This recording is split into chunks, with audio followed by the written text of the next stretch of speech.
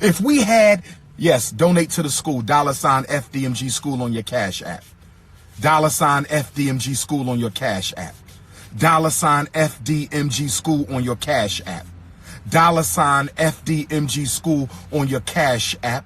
If you need to mail in your donation, make it payable to the FDMG Academy, P.O. Box 9634. P.O. Box 9634. P.O. Box 9634, Wilmington, Delaware. That is Wilmington, Delaware, 19809. We appreciate $1, but we would rather have 10. We appreciate $20, but we would rather have 50. We appreciate $50, but we would rather have 100. We appreciate $100, but we would rather have 200. We're trying to renovate a school, brothers and sisters. We're trying to renovate a school. We're not fixing a flat tire. We're not fixing a flat tire. We're not opening up a penny candy shop. We're not selling water ices, okay? We're not selling hot dogs. We're renovating a school. Do you understand? Do you understand? So please, brothers and sisters, give what you can. We're building an institution, okay? We're trying to give our children a chance that we didn't have. That's what we're doing. I don't have to pin it because I done already told you what it is. Don't be lazy. $ FDMG school. Don't be lazy. $ FDMG school. Before I continue with my message, thank you, Sister Avanti, $10 coming on the Cash App. Thank you, sister. Next time, make it 20, but thank you for that 10. I know you barely had that. Thank you, sister. All right. Thank you guys so much for tuning on in. Cookers that's undefeated. Got quite a bit to get into during this live stream. I want to thank you so much for taking the time to hang out in the Cookie Crush chat. Let's go. FDMG is coming. FDMG is coming. FDMG is coming. It's coming. Hold on. Yeah. Nah, I got this. I got this. FDMG is coming. FDMG is coming. FDMG is coming. It's coming. It's coming. It's coming. It's coming. It's coming. It's coming. It's coming. It's coming. Oh, it's coming. FDMG is coming. FDMG is coming. Thought his personality be twerking. It's twerking.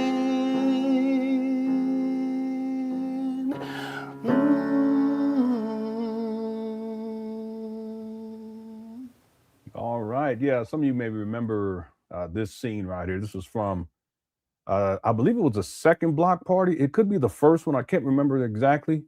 But this was when Umar did he was about to do one of his fake weddings. He actually did 2 of those. If anyone remember that, he did a fake wedding with 2 women, and then he did another fake wedding with 2 women. so Umar is wild to this day. It amazes me, and I always used to ask, why did he do that? What my research shows is that when he was an undergraduate, I think it was undergraduate, he put on, because he was part of the Black African Student Union or Black Student Union, and they put on an event. It was a fashion show, and at that fashion show, they did a mock wedding at the end of it. So this is just Umar kind of reliving, an experience that he had when he was an undergraduate in college. A lot of people don't know that. I know that, and I have the receipt to show it. We're not going to get into that right now, but I want to thank everyone so much for tuning on in. I appreciate your presence. What we're doing in this series, and we're almost done with this here. I think we probably need one more live stream to get through. We're doing a year-end review of 20. We did do a live stream a couple of days ago. We covered that, but it wasn't much there. He hasn't mentioned FDMG, any updates or anything like that. But the plan is that once we get through this series, I'm gonna limit my live streaming on Umar, and I'm gonna focus on the documentary I'll have the next segment of the documentary available for members. We'll do a live stream tomorrow, and we'll cover 2006 through 2010. I believe it's 2010. And I'll have that available for members only. Shout out to all of our members here, and then I'll keep focusing on it while we have this downtime until Umar gets active again. Normally he gets inactive anyway when it starts to get cold, wintertime. It's a pattern with Umar, but as soon as it warms up, he'll be back up there more consistently begging for money for FDMG, and then we'll get back onto it. Okay, so that'll be what the plan is moving forward. Thank you guys again for tuning on. I want to get right on into it because we got quite a bit to get to. The Zen of Flux says, glad to be here and with the Cook Crush. Yeah, welcome. Shout out to everyone inside the Cook Crush. Thank you guys so much. I know I've said it many times. I'm gonna say it again. We have something special here, and I enjoy taking the time and having time to hang out with y'all. Wish I had more time, truth be told. But I want to thank everyone inside the Cook Crush chat. Cook Crush chat's undefeated, and it's just a wonderful thing that we built here. So welcome the Xenoflux. Okay, and live long and prosper, as they say. Okay, so let's get right on into it. We're going to go back to let's see, this is August 31st. Yeah, so we're almost done with the year. August 31st of 2025. And this is after the whole situation takes place with Umar, where he gets this ammunition. The city of Wilmington, they gave Umar 21 days to pay these bills. I have the figure. I'll pull that up in just a moment. And these are back due bills, way past due bills, going all the way back to 2019. Umar wasn't paying. Umar comes up with this big fanciful story about, it was sabotage, it was racism, it was his bank account or his banking institution sabotaging him. It was, the Cookie Crush chat sabotaging him, and it was the city of Wilmington sabotaging him, and he's going to have to march against them for racism and discrimination and all this other stuff. Ultimately, Umar he pays those bills, but before he does that, he gives all of these different excuses, and a lot of people, they woke up to Umar as a scam artist after hearing him talk about the potential of these buildings being sold at auction because of past due bills. So Umar goes on this campaign of creating all these false narratives. A representative from the city of Wilmington responded, and we've talked about that yesterday, and thoroughly exposed Umar as a fraud and a liar. Really, really, a deep lie. He lies so much, it's incredible. And then Umar, he goes on to Father David's Word Radio. Okay, and that's where we pick up in the timeline. This goes back to August 31st of 2025. Let's get right on into it. Here we go. Good afternoon, Dr. Umar Johnson. How you doing today? Peace and Pan Africanism, and happy Black August to all the brothers and sisters out there. That's right. This is still August, because I'm telling you, I was so remiss. Last week, we did not forget, but we did not mention the birthday of Marcus Garvey, August the 17th. We were so consumed with so many other things. Yeah, and if you don't know, this is Father. I call him Father David. Umar calls him Baba David. I call him Father David. Okay, he's had Umar on his platform many times. The platform is antiquated. Doesn't get much traction. Not a lot of views on Facebook, and I highly doubt that there are a lot of people tuning in. But Father David has had Umar on consistently over the years and placates to Umar, and it's unfortunate because I believe that he knows that Umar is not on the up and up. In point of fact, we have a poll question. Make sure you get your vote in during this live stream. The poll question for today is: does Father David know that Umar Johnson is a scammer? Okay, we already got 316 votes. 75% said yes. 25% said no. So make sure you get your vote in during this live stream. Okay. Also, if at any point you enjoy this live stream, make sure you hit that like button. Our goal is 500. Xavier says, put this towards the laundry refold. Laundry refold fund. I was folding laundry right before this live stream. I ain't gonna lie. Yeah. So, and thank you for the super chat. This goes back to 2023, where Umar, he accidentally flipped the phone, and he was, by that time, he's living inside his mama's closet. He flips the phone, and it's a hoarder situation. Trash all over the place, clothes all over the place, bags of I don't know what, books, all kinds. There was a sack of potatoes in there, and Umar, he can't own up to what is right there in plain sight. Anyone can see what's taking place. He's a hoarder, and he doesn't clean up. But instead of him owning that as a man, what does he do? He says, oh, I got to refold these clothes. No, that's not what was going on there. Okay. But I appreciate the super chat. Okay. Yeah, he was in his mama closet, Michael. How's it going, Mass Cyan? Thank you so much for tuning on. Akira's here as well. And Queendom more as well. Thank you guys so very, very much. I appreciate that, Xavier Logistics.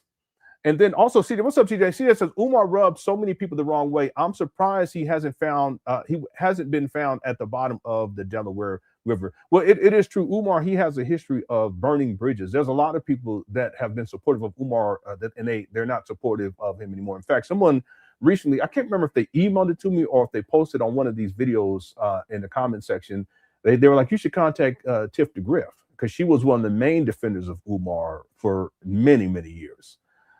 She would go at everybody, you know, she would go at everybody, myself included. I never took it personally. Okay. She doesn't support Umar like she used to, right? She doesn't defend Umar. She's just not in that mode anymore. I don't know what happened. Someone suggested that perhaps Umar screwed her over, rubbed her the wrong way. It's possible. I know he disrespected her a couple of times. I know he didn't like her, but she would send him money. So he dealt with her. You know, he dealt with her enough just to keep the money coming in. And then he used her basically as one of his minions, you know, to attack people online. This went on for many, many years. So, Umar, he's rubbed a lot of people the wrong way. In fact, I would say that you donors, anyone who's ever donated to Umar, it's probable, not all of you, but it's probable that many of you, probably most of you, you felt slighted by Umar. Well, that's rubbing you the wrong way. Is that fair to say? Could crush that? I mean, if you give someone millions of dollars, and it's not that you personally gave him millions of dollars, but I'm talking about black people all the way around the world is giving this guy millions of dollars, and there's nothing to show for it. Not one black child's been educated as of yet. He conceptualized this in 2004. He starts raising money for the St. Paul's College in 2014. He was collecting money prior to that for different FDMG-related projects and so forth, including a documentary that he never produced. Well, if nothing ever gets done, I'm sure that as a donor, it probably rubs you the wrong way. Well, that's Umar. He's really, as I'll say, he's done his donors dirty in room 130. I'm sorry. I apologize. I couldn't help it. By the way, I have to issue, and I'm doing this. I'm gonna do it now because I'm not here to offend people. Now, if I'm telling the truth and you don't like the truth and you're offended by it, that's one thing. But I don't want people to be offended, including people who are part of the LGBT community. So I want to issue a public apology right now because I've gotten a little bit lenient with my tongue. See, I was going to say it right there, but I ain't going to say it.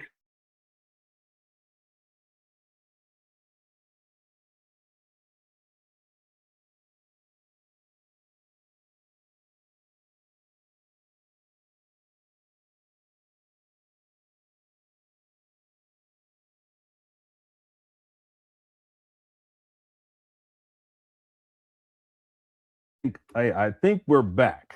Yeah, let me know inside the chat room. Are we back here? I apologize again. Here we go. More problems. We had them yesterday as well. Somebody said I need to pay the internet bill. Okay, we're back. No, my internet connection just went out just like that. I don't know what to say. So I just want to issue a public apology for anyone who may have been offended because of the whole scrub daddy situation with Umar. And I've been saying things like pause, and there was someone who commented, and I don't know if they're part of the LGBT community or not, and it felt as if, at least based upon what they were saying, that they were offended by that.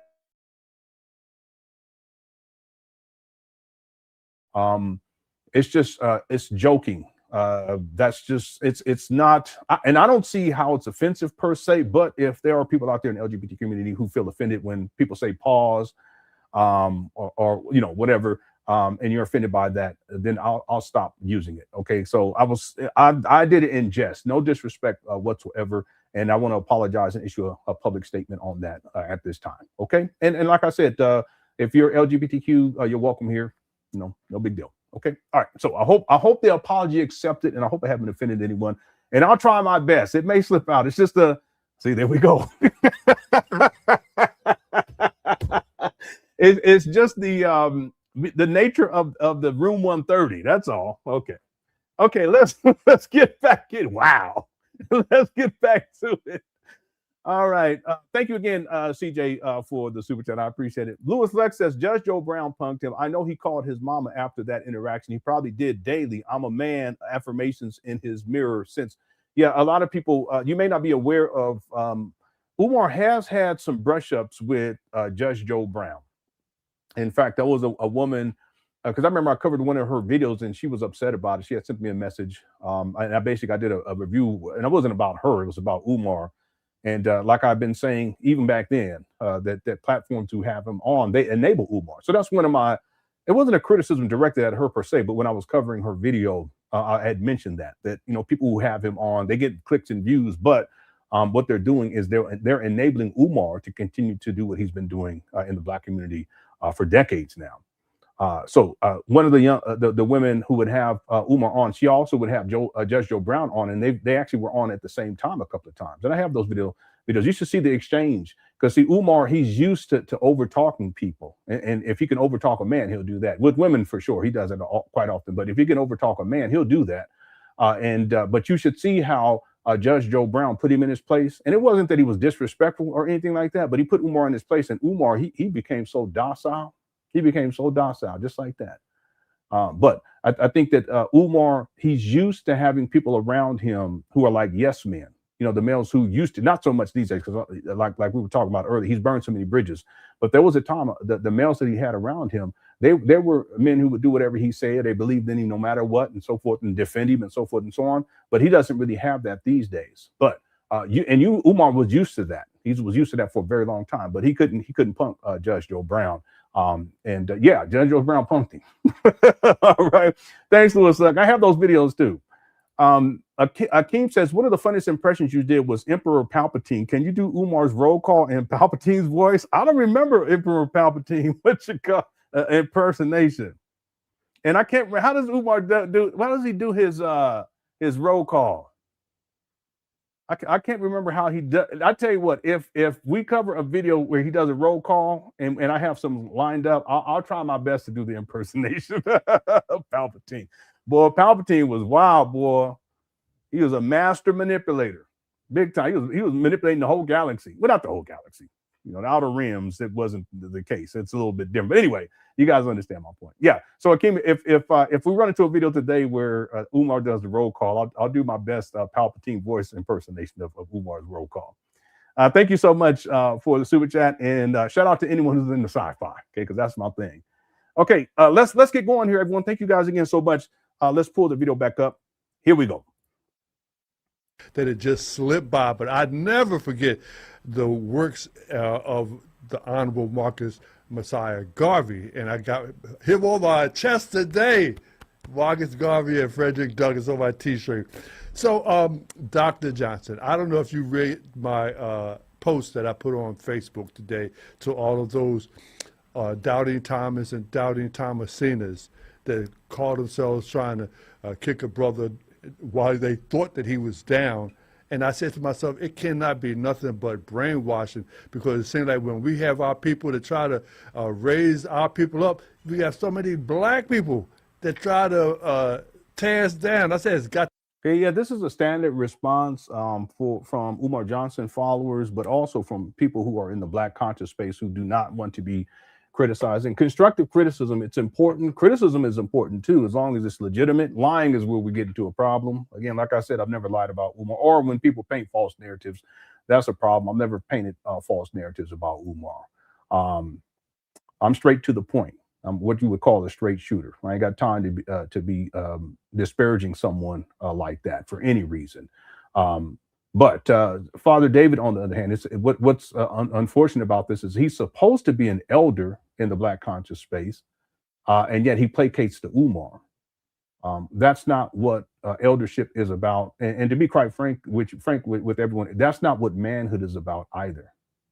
Right? Your part of your job is to keep other men in line, and that if you falter, they will do the same for you. But clearly, Father David, he's not interested in doing that, you know. And not that it would matter to Umar if Father David called him out called Umar out on the scamming and the scheming and the sexual exploitation of black women. Not that it would matter to Umar, because Umar, he doesn't care, but that if you are supposed to be this elder, and clearly Father David, he's probably in his 70s, right? Then act like one. That's all I'm saying. Act like one. All right, let's go. To be brainwashing. I said they talk bad about Martin Luther King, Malcolm X, and Marcus Garvey. Yeah, let's be clear about something. Umar Johnson is not Martin Luther King. He's not Marcus Garvey, and he's not Malcolm X. And it's insulting for someone who's supposed to be an elder in the black conscious space to suggest such a thing, right? Malcolm X didn't live inside his mama closet.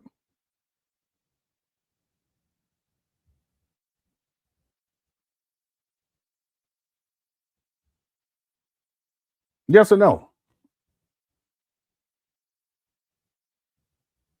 Marcus Garvey didn't have these abandoned buildings in Wilmington, Delaware. I guess, well, maybe I shouldn't use him as an example, but you guys get my point. The Black Star Line, I get it. Let me stop. I'm just saying. Marcus Garvey organized. Yeah, he organized black people around the world, or African people. You won't even call it African, whatever you want, right? He did. Has Umar done that? No.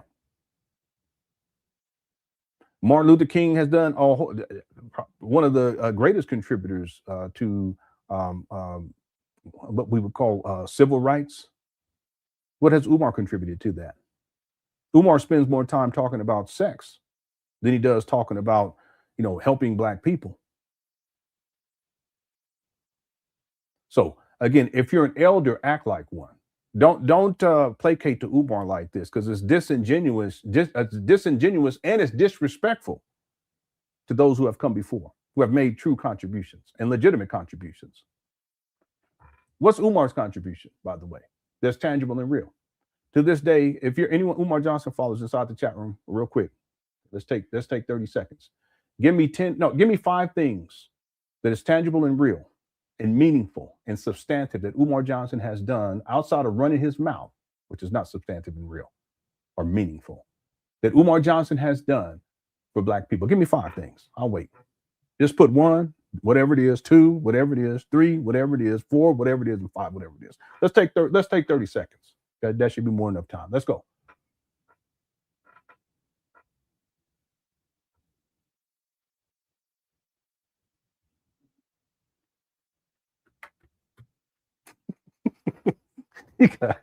You guys play too much.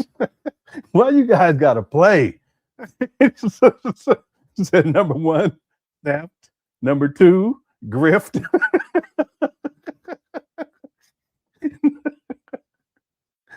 Number 3, impersonating an employed person. Memes. honey buns.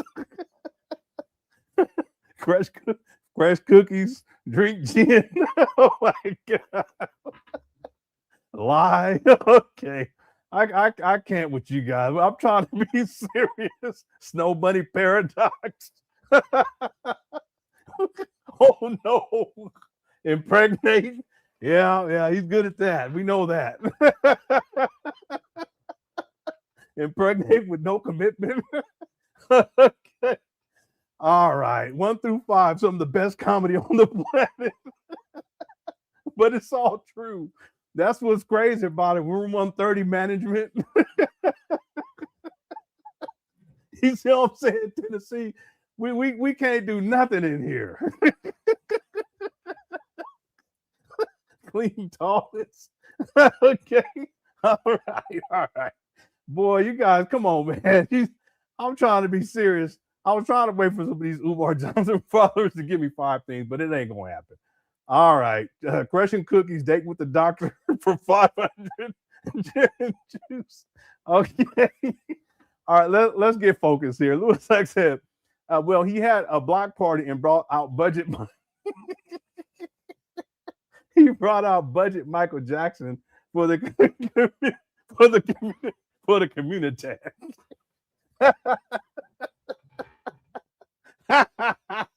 He did. He brought out Miguel Jackson He sure did. Budget, but he did good though. He did good. You guys got to give him some credit now. Yeah, Jackson, he was like, said, "Oh man, that Thriller night." Okay. All right. Wow. I was trying to be serious, but here you guys go. Thanks, Louis. Look. Okay, let me get out this chat room. Somebody said big back TV hoarding. Okay, let's get back to it. Yeah, his name is Miguel Jackson. I should pull him up and pull him back up because he was getting it in.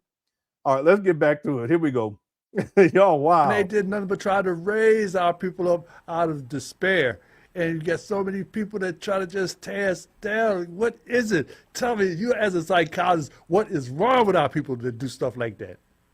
Well, to be honest with you, Baba, as the self-hate relates to me and the Frederick Douglass Marcus Garvey Academy campaign, honestly, I'm kind of numb to it.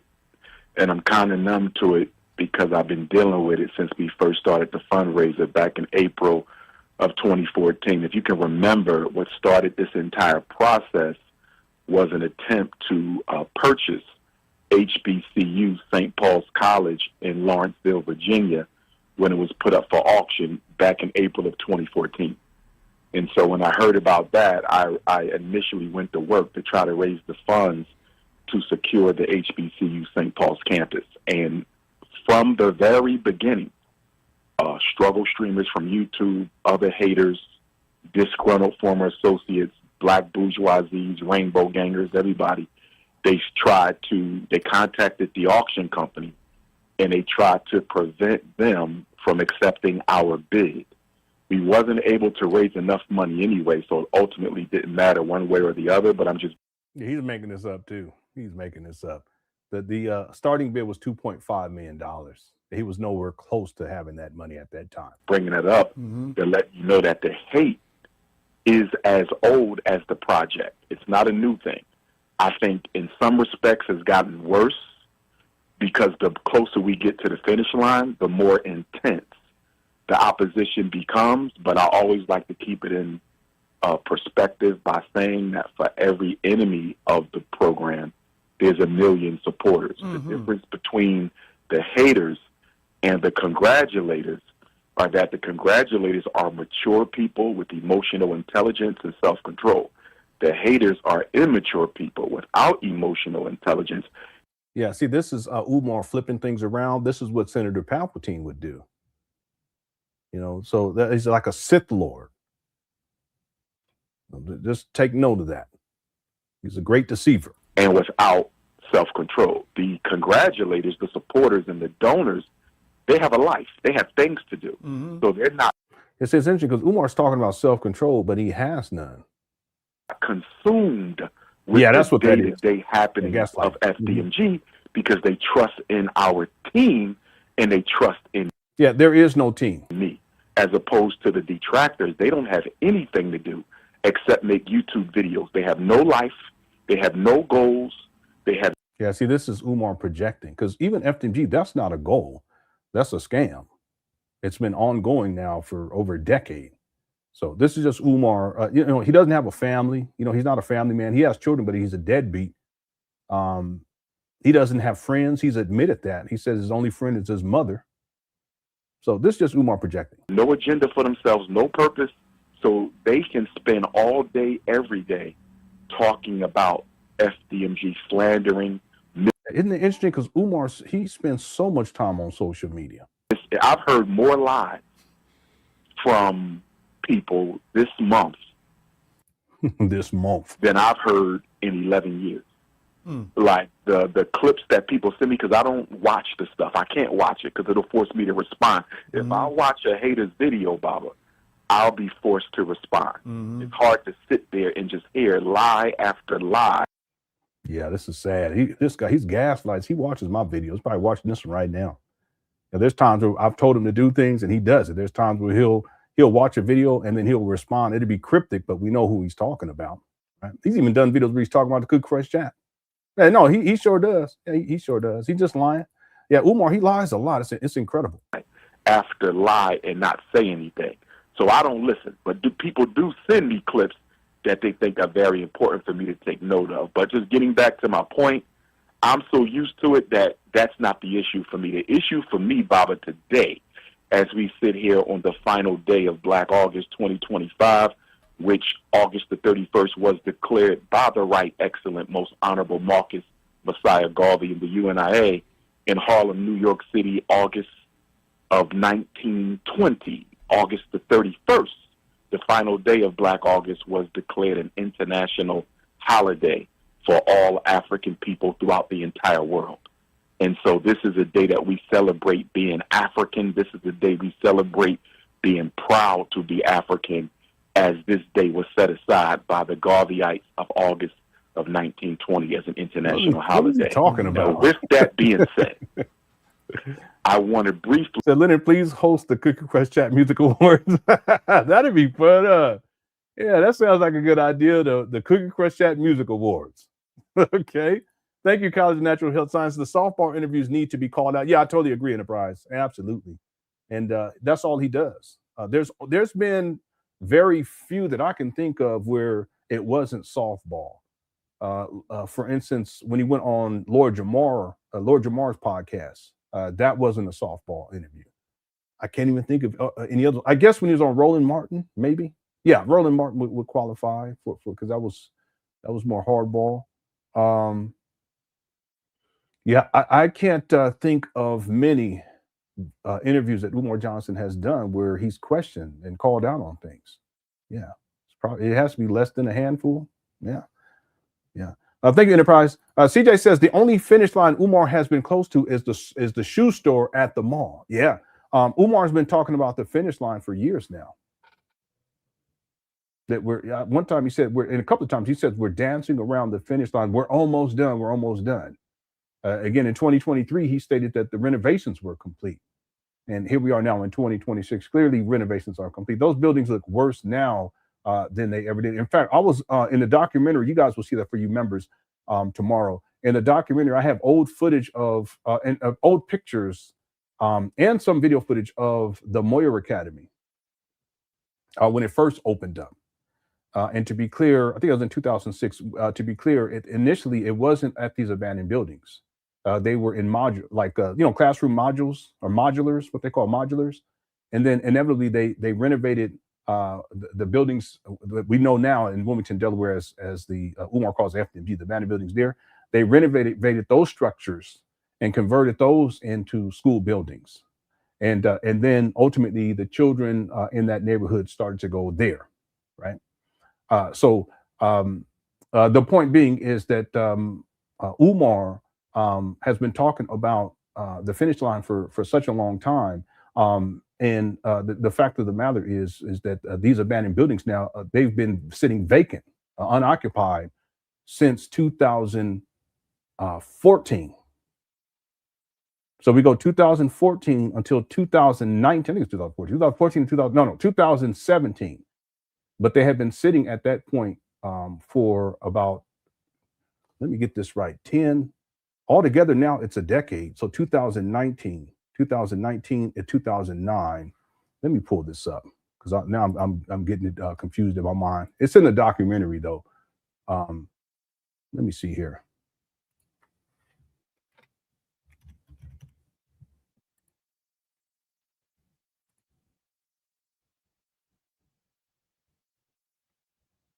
Okay. So initially it opened in 2000. Okay, it closes in 2010 for the first time. Opens in 2006, right? Okay, I got that. It closes in 2010. It reopens in 2012, and then it closes in 2015, and then it sits for 4 years, going all the way to 2019. And then now it's been sitting for over 6 years now, right? It's going to be 7 years in about a month. So we're talking 10, it's almost 11 years they've been sitting vacant. Okay. But the point, I got blowed off, but the point that I'm getting at is that from 2019, we've seen, if you look at the pictures from 2019 and compare them to how the buildings look now in 2026 or 2025, they look worse. If you go back and look at this, is the point I was going to make. If you go back and look at the pictures when the Moyer Academy was initially opened and compare it to these abandoned buildings today, looks way better back then, looks way worse today. If you look at when they closed the first time and the pictures and videos, it looks better back then than it does today. If you look at it when they reopened, you see the point? Moyer Academy, it looks better then than it does today. When they closed, it looks better back then than it does today. And then here we are all these years later, the buildings look worse, and Umar's talking about how we're dancing around the finish line. Yeah. Not even close. Not even close. Okay, thank you so much, the CJ. Enterprise says the key, they know it's a scam and they promote and play dumb. Yeah, I believe that Father David knows. There's no way that he wouldn't know. And he's been around, clearly he's been around long enough. I just think he placates to Umar because it gets him views. You know, it's a form of clout chasing too. Yeah, it's unfortunate. It truly is. Thank you, Enterprise. And then Chastity says, if he ever goes to jail, make him listen to Dempsey's struggle music on a loop for all of the lies. Oh my God. Yeah, well, it definitely is struggle music. We can say that for sure. We can say that for sure. Yeah, Umar, at some point, there has to be some charges that are going to be presented to Umar at some point. There's no way that he can get away with this forever. There's no way.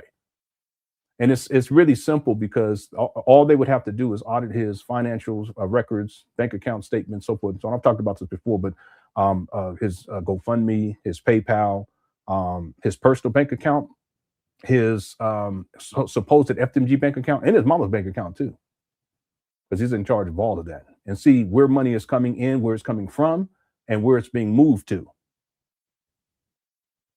And it will become clearly apparent. And then look at his IRS filings, right? And it becomes very apparent that he's a con man, he's a scammer.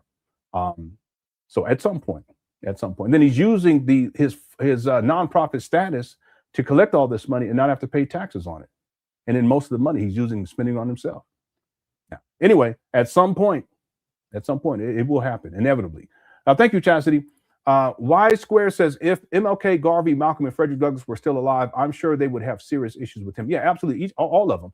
In fact, Umar, even him combining Marcus Garvey with Frederick Douglass, it's a paradox because their worldview, it was opposite. So it doesn't even make sense. See, Garvey was more of a separatist, if you will, whereas Frederick Douglass was more of an integrationist, if you guys understand what I'm saying. But Umar, I don't think he did enough research to understand it before he comes up with this idea of FDMG way back in 2004. Right? In fact, for him to call the school Frederick Douglass, and he's so against interracial relationships, well, Frederick Douglass, he married a white woman. All that being said, yeah, absolutely. If any of these leaders, from back in the day, rest in peace to all of them. If any of them, if they were alive today, they would be a part of Umar, not just with his rhetoric, but how he behaves. He's unhinged. Right? Okay, thank you for being a member for 2 months. Let's go. Baba, give you a summary of the war. I'm going to call. Now watch how he gives this so-called summary. Baba must have ignored his parents when they told him not to stick silverware into the electric pockets. No, I don't think it's something like that. What I think is that Father David knows that Umar will bring attention to their radio show. And the radio show, I'm telling you guys, it's nothing major. I can tell. It's nothing that's extraordinary. These are older people, and there's nothing wrong with that. But it's not like they have a wide-reaching audience, because a lot of the older people, they're not online like that anyway. Right? They weren't raised on the internet. We weren't either, my generation, but the generation after that, they're really not on the internet like that. And they're definitely not going to be on the internet watching these types of shows on Word Radio. No disrespect to Word Radio at all. But the point is that it's not reaching massive amounts of people. But Father David knows that if I bring Umar on, we're going to get more views. But I mean, what's the point? It's really like, what's the point? And Umar has been on there on Father David's show lying many, many times. Giving grand opening dates and never coming to fruition. If the guy keeps coming up there lying, why would you keep having him on? And if you're going to have him on, why don't you question him? So I think he knows. I don't think it's something like to where, mentally he can't figure that out. I think he knows, but he placates anyway because it's to his benefit and it's to that platform's benefit, right? It's not to the benefit of black people. I'll tell you that right now. Right. Thanks, Little Step. New T Diggy says, I bet that the feds and IRS are looking based on the donor's lawsuit and the YouTubers talking about it. And it's New T Diggy, Newt Diggy. Okay, Newt Diggy. Then okay, I got it. Yes. That the lawsuit that has been filed against Umar Johnson, it's a class action lawsuit, spearheaded by Mary Ann Lawrence. Shout out to her. If that gets enough traction, and then if it brings forth results, and in particular, if Umar's financial records are subpoenaed, like in Discovery, if it gets to that point, because he could just settle, but if it gets to that point, that would be one of the most important occurrences to take place in this whole Umar Johnson saga in terms of him being exposed as a fraud. That would be one of the most, if not the most important occurrence, like if it happens. So we'll have to wait and see how things play out with this. But because of that and everything that took place in 2025, more and more YouTubers are talking about Umar. And if any investigative team, they're going to be looking to social media to see what they can find. In fact, the documentary Newt Diggy that I'm working on right now covers Umar's life. That would be more than enough for any investigative team to get started with, to where they'll be way ahead of the game. I mean, it'll save them a whole lot of time too in terms of research. Right? That's why I gotta really start plugging away at this. And now is the perfect time because Umar's not online as much, and I need to finish this project because I got other projects that I've been holding out on. But the good thing is I'm into 2010, so I got about 15 years to get caught up on after we do the premiere of the next segment for members only tomorrow. Okay, all right. Thank you, Newt Diggy. I'll do my best to remember this. Newt Diggy for the super chat. I appreciate it. And then Black Mario says, Father David always looked like he got a pot of butter beans on somewhere. some butter beans and butter biscuits. Let me stop. Yeah, wise. That's crazy. I know butter beans. Okay, all right. Shout out to Black Mario too. Thank you so much for the AI stuff you sent me. I appreciate it. Okay, let's get back. I know I better hurry up with the documentary before 50. It really wouldn't matter to me. I'm not like that because there's people who've used my research and my videos. I really don't care. Just use it, and just as long as you're fair with Umar, it's perfectly fine with me. Okay. And the fairness is the key point. Just be, as long as you're fair with Umar, it's all good. Okay. Thank you, Sweet D. Newt Diggy became a member. Thank you so much, Newt Diggy. I appreciate that. Okay. Let's get back to it. Well, I just wanted to pop this up. Y'all, people were wondering who Miguel Jackson is. Here he is right here. His name is Rico Michael Jackson, but we call him lovingly and affectionately Miguel Jackson.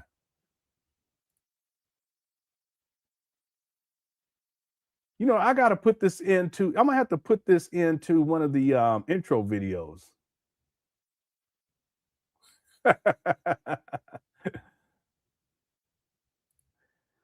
He put the glove on and everything.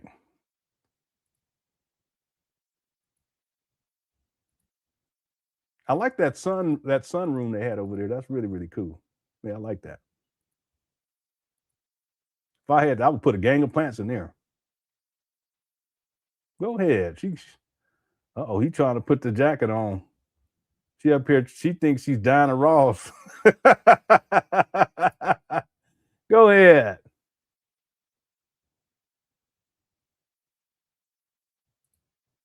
And this is when they do the Thriller.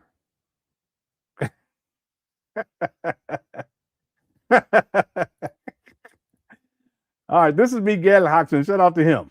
All right, let's get back to it. Here we go. Because I believe the city government of Wilmington and the Negro bureaucracy has declared war on the Frederick Douglass and Marcus Garvey Academy. I absolutely believe that. Let me give you a quick timeline.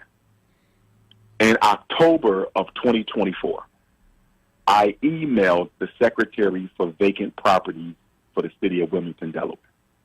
I was requesting a waiver because in the city of Wilmington, if you are a 501 nonprofit organization, you can get a one-time 4-year waiver, so you don't have to pay the vacant property registration fee, which is $5,000 per year.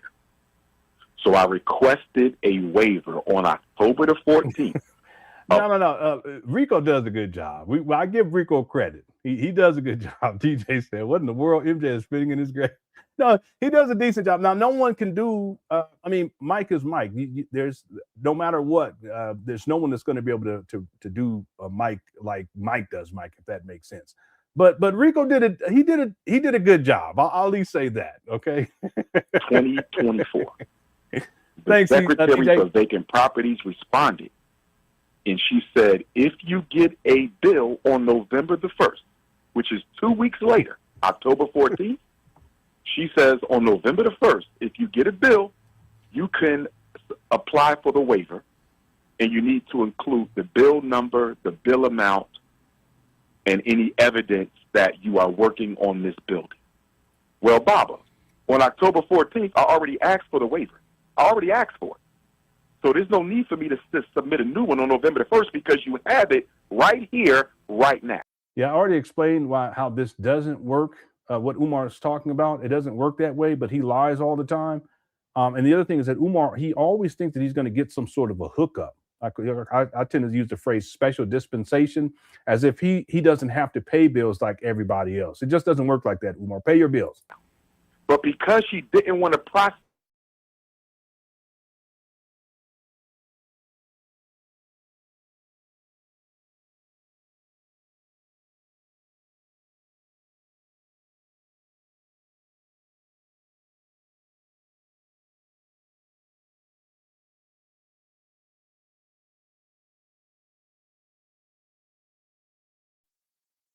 Okay, we're back. I apologize, everyone. Keep having these issues. I don't know what's going on.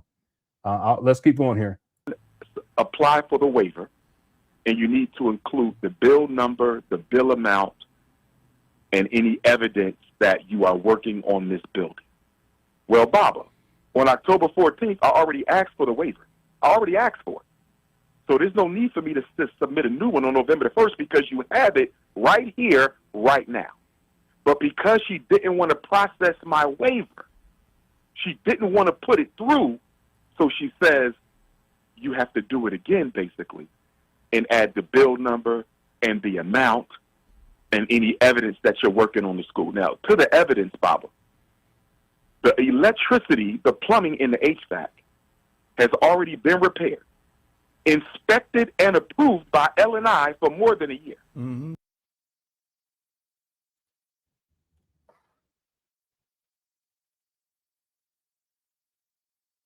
What? Good question, chat. You hear this guy?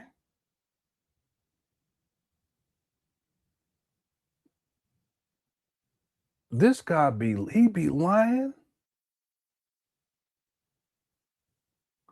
I have to play that back. I didn't catch that. Maybe we did catch it the first time, but let me go back. Man, you have to do it again, basically, and add the bill number and the amount. And even this, you have to do it again. He's making all this up, and it doesn't even work like that. I covered. I'm not going to pull up the document again. I can pull it up. I showed it from the website. This guy, he lies so much, it's crazy. And any evidence that you're working on the school. Now, to the evidence, Baba, the electricity, the plumbing, and the HVAC has already been repaired, inspected, and approved by L&I for more than a year. Mm-hmm. More than a year? That means that this would go back to sometime in 2024.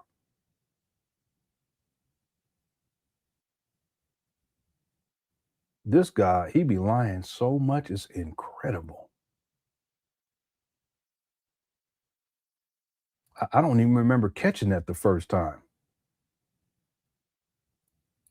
Already been repaired, inspected, and approved by L&I.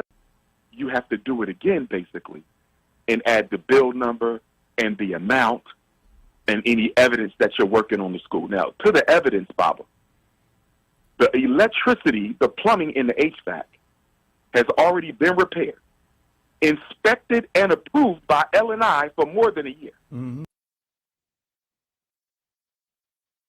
Well, then what you waiting on then? Why did you put in for the certificate of occupancy? Oh, you still got to do floors and doors. I forgot, because that takes forever to do floors and doors.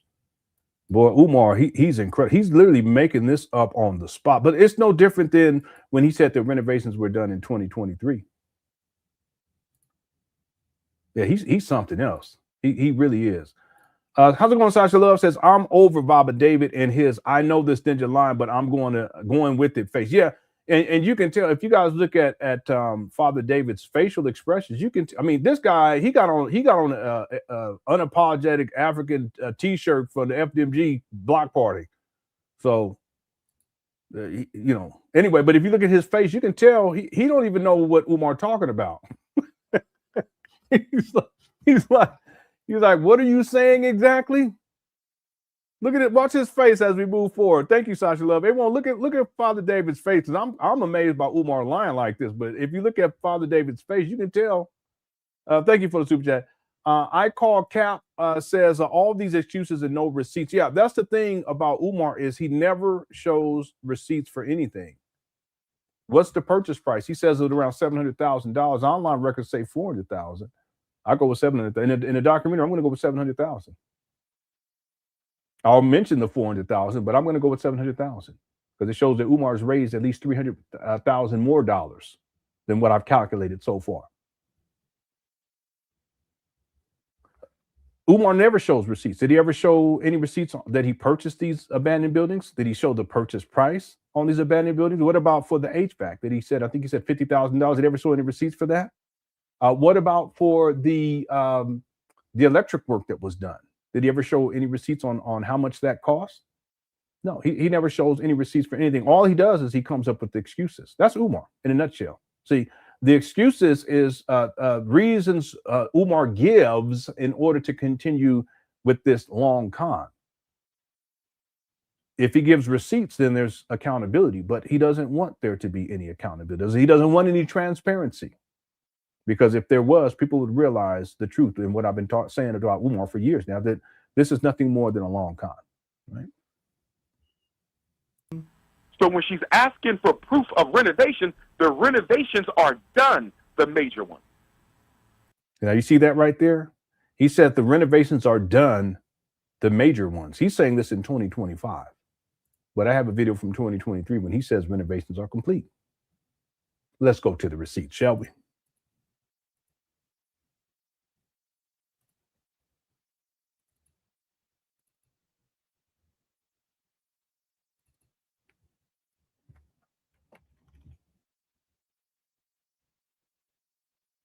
Here we go. Oh, wait, hold on. I got to take Miguel off. I got to take Miguel Hoxton off for a second. All right, here you go. 17. Shit. I said when I get to Harlem, New York, say it one more time.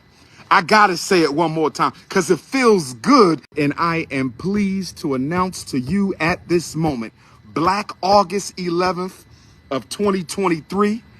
I'm live, King. Black August 11th of 2023. I'm on a live stream, King. Thanks, I call Cap. I'm here for a minute, though. Swing back around. Okay, I got you. That we have finally completed all of the renovations for the Frederick Douglass Marcus Garvey RBG International Leadership Academy for Pan African Excellence. I'm going to say it again. He didn't say major. He said all. Hit the one.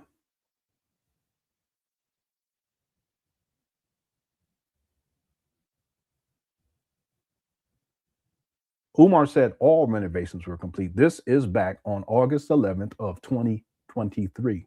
See, the guy lies so much, it's incredible. If renovations were done August, what's up, Jimmy Jamboree and Bar? If renovations were completed August 11th of 2023, then why is Umar saying in August 31st of 2025 that all major renovations are complete? You go from everything being complete in 2023, and then 2 years later, it's just the major things are complete, all the renovations.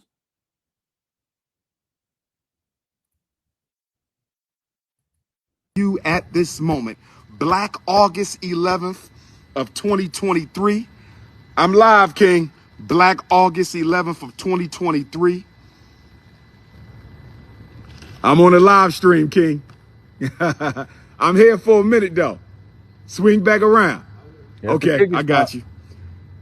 That we have finally completed all of the renovations for the Frederick Douglass Marcus Garvey RBG International Leadership Academy for Pan African Excellence. All right, you heard him. Now let's go. Let's go. The major one, the amount, and any evidence that you're working on the school. Now, to the again, this video is 2 years later, August 31st of 2025. Listen to what he said. Evidence, Baba. The electricity, the plumbing in the HVAC has already been repaired, inspected, and approved by L&I for more than a year. Mm-hmm. So when she's asking for proof of renovation, the renovations are done, the major ones.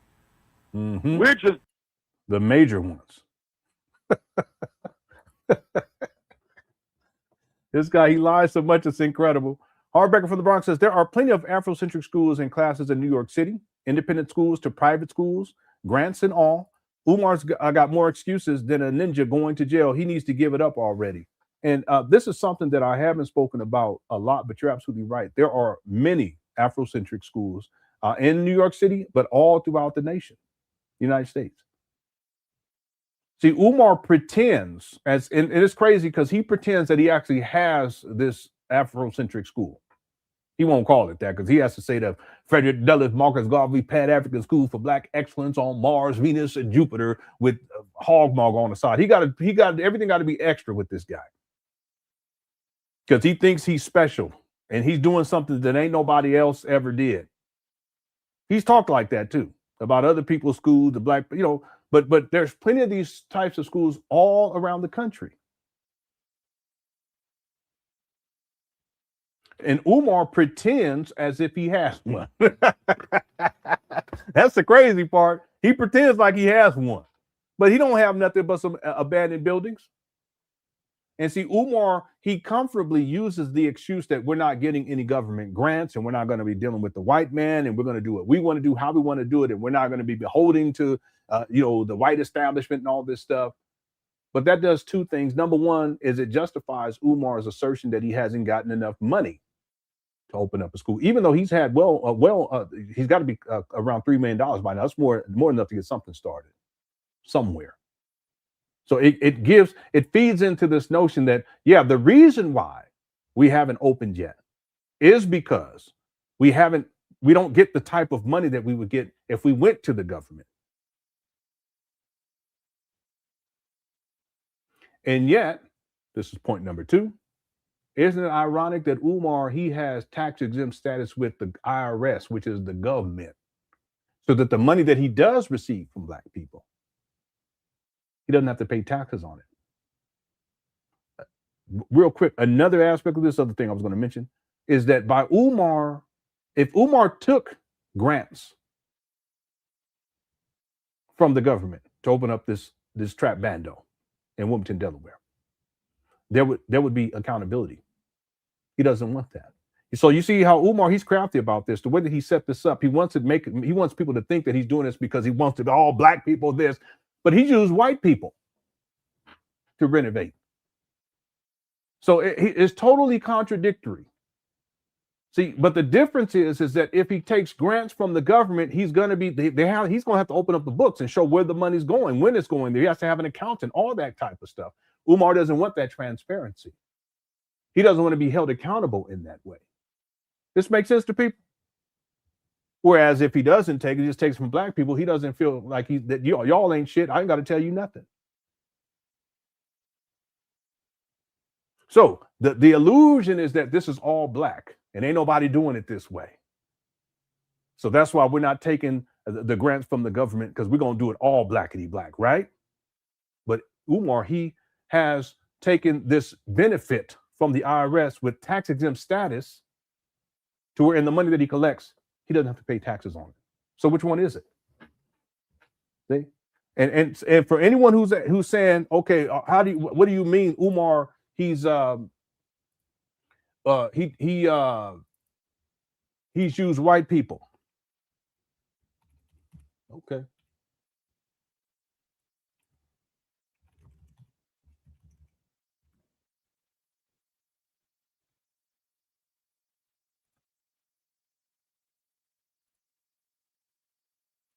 There you go.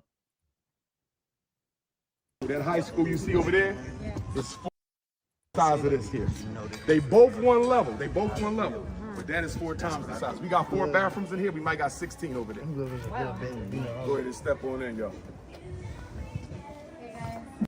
See Umar's face? He wasn't expecting these white people to be up in here. You look at him. So this is the office. Okay, he hired them, but he wasn't expecting them to be right here when they walked in. Here, and we got 3 small spots in there. That white dude was playing some what's her name? I want to be down. Hey, Swiss girl, I want to be down with you. Heartbreaker from the Bronx. See what you done started. Okay. Thank you for the super chat. But I want to prove this point right here. Umar, he's so contradictory. Watch this. He's a hypocrite. Watch this. Go ahead and click that light on. Now, I mean, this video is from 2023 after renovations are complete. Oh my God, I just realized this. The renovation video from 2023 from August 11th of 2023. I'm going to say it again. Today, August 11th, 2023, Black August, we have completed all of the renovations for the Frederick Douglass, Marcus Garvey, RBG. Okay, this is August 11th of 2023. Now let's go to December 17th. 3 months later, December 17th of 2023. Look, it look like renovation. It would have been nice for the studio too, but that's the main office. See, he's talking about a studio, a music studio, and he was going to turn one of these main office spaces into a music studio. I thought it was supposed to be a school for black boys. KP Diddy. Cut it out. All right. Unless I make one of the classrooms to make on. But I think I keep it here. Yeah, it's nice, man. But you said any one of them could do it though, right? Yeah. Yeah? Okay. Maria don't know. Leave her alone. I keep that in It mind. fits But more with the aesthetic over there too. You got that whole like, you got the basketball. Just look like renovations complete, people. Y'all hit the one for me on this one. This guy be lying so much. I just realized that the timeline on these 2 videos. This guy lies.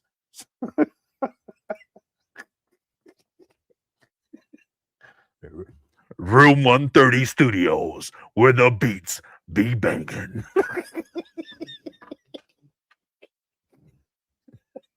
All right. All right.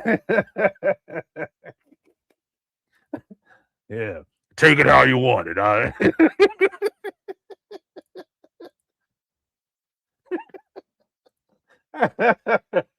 There we go with the boxes with trash all on the ground. Yeah, well, Umar love boxes with trash on the ground, don't he?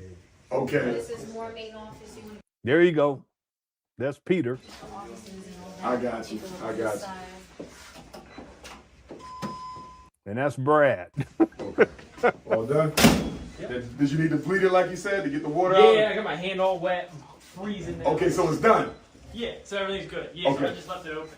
All right, so the point is he used white people, but then he paints a narrative. Let's get back to what Heartbreaker from the Bronx was saying. He paints a narrative that the reason why he had to use white people is because black people were stealing from the school. They were showing up late. They were lazy. They were overcharging. You know, the racial stereotypes about black businesses. Umar, he uses those against his own people, if you want to use that term. Okay, use it against black people. But then he hires these white people, and that's his justification for hiring these white people. But he doesn't want to take grants from the government, right? Any type of financial aid from the government, but he does take the tax exempt status from the government so that he doesn't have to pay taxes on the money that he collects from black people, and most of that money he spends on himself. Diabolical. Thanks, Heartbreaker from the Bronx. These three videos are very important too. I mean, it would be worth our time to actually go through all three of these at some point. We have in the past, but even to go through them again at some point, because there's a lot that's revealed in these three videos. Again, this is after Umar said that renovations were complete. Clearly, the renovations aren't complete. If you look down here on the ground here, the reason why those tiles are looking like that, because that's water damage from water dropping from the ceiling. You guys see this?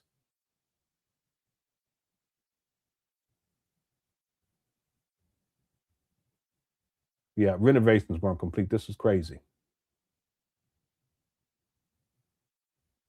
Yeah, it's amazing to me how he lies. He's lied so much over the years. This is just another example.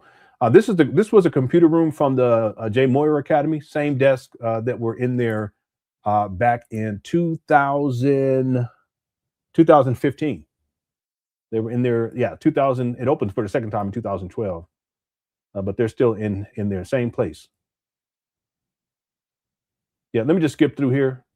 See, the color scheme, it doesn't look bad back then, at least.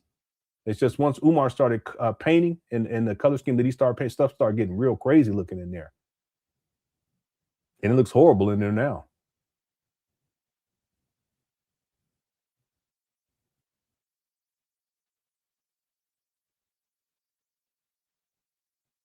Yeah, that's a server rack right there. We were trying to figure out where that goes, because this little room right here to the right, my right, with the doorknob missing, now that I notice it, that's the server room. That's where the IT backbone infrastructure should be. I mean, Umar, he has a large task ahead of him, just getting the technology infrastructure in place. Yeah, so a lot of that stuff is in here. You can see the cat cables coming through the wall over here. So there's three of these videos, but all three of them in sequence are really important. In fact, Umar, one of the things that he does is he tries to, what is that term? You know, because there's the young Latina young lady. She's a pretty young lady, but he tries to groom her inside of in these videos. Let me give you guys a quick example.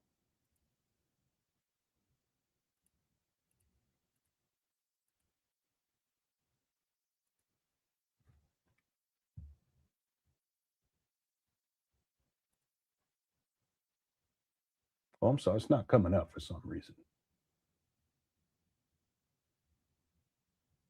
What was it? August? What was it? What was the date? Oh no, it was December. Okay, let me just scroll down here. Yeah, here it is. So here's the second video. Norfolk, Virginia. Father-in-law, rest in paradise. Teachers or students, and even though it will be a boy, believe the solution to our. They know how to make their own music, even if they know how to edit video, even if they're on your people. If you don't know who you are. Yeah, he looked like a straight crackhead right here. Real talk. Another great man said, if you don't know where you've been, you don't know where you're going. You see that? And so here at FDMG, we're going to teach agricultural and agronomical science, dietary and nutritional Here science. he go. In fact, where you're standing right now might be one of our small student farms right here. Here he go. Small student garden. That's going to be a student farm. If you don't, Umar, stop playing. You play too much.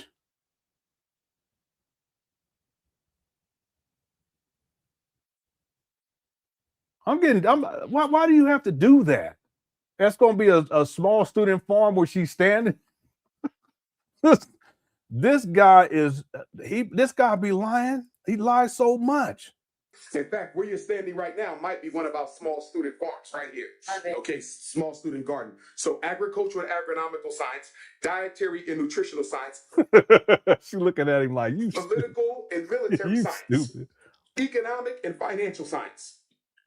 Science of the black man, woman, and child, culture and community. Here you and go. Spiritual and astrological science, which we talked about earlier, making sure they understand the Orishas as the antennas of God. I'm going to be the history teacher. And the reason I'm going to be the history teacher is if our children graduate from this school. He's making this shit up on the spot. But watch how he tries to get at her, as we used to say. He's trying to groom her. Even if they know how to be a plumber, even if they know how to make their own music, even if they know how to edit video, even if they know how to grow their own food, if they don't know who they are, Pure creative juice. What in the world? I'm being petty. I'm being petty. Please ignore me on that one. But it's a pure creative juice. What in the room 130 is going? Let me stop. And if they are not loyal to African people, and if they are not committed to the regeneration and resurrection of African people, The what? I have failed them. Education is not complete unless education includes the development of loyalty and commitment to the success of one's community. Amazing. So now, do you feel those are some of the things that we are suffering or struggling with as a community? I do. I believe that the past 400 years for African people in America and globally has beaten us down. Let me Make skip myself to through. who I here at FDMG, which is something that the most honorable Marcus Garvey. That's why at our school, no one is allowed, teachers or students. And even though it will be a boys' school, it will evolve into a girls' school. And even though it will be a boys' school, we will have female staff and teachers. But nobody can wear artificial hair. You see that? See him touching on her? Nobody can wear artificial hair. The boys, the girls, the teachers, nobody. You have to be natural. Because I believe that the one thing we got to sell back to our children is maintaining the youngest people. We have to change that because even with the culture, even with the Pan Africanism, because if we don't address the illness that you have from your parents, your home, your siblings, yourself, the spiritual self, and because this is the campus of Oshun, the divinity of love and abundance and trust and intimacy, we're going to be that. Girl, don't see him. He talking intimacy. Girl, don't fall for it. Don't fall for it. Please. We're going to be that. That is so beautiful. And do you have a vision of how you can translate this? Let's say we get you in a position where you're in power and you can actually make some differences. What are 3 major differences you would like to try and make to instill these principles? Excellent question. Number 1, because I'm very much about structural change and individual change, we have to create a council of elders. One of the biggest reasons why our community is so dysfunctional, the elders are not in charge of it. The elders are our judicial court. The elders are our executive council. The elders are our legislative branch. That's what the elders are. We don't have it. So if me and you have a child together, we get into an issue, we should be able to go before the elders. Where are they? You see the grooming? Hit the one.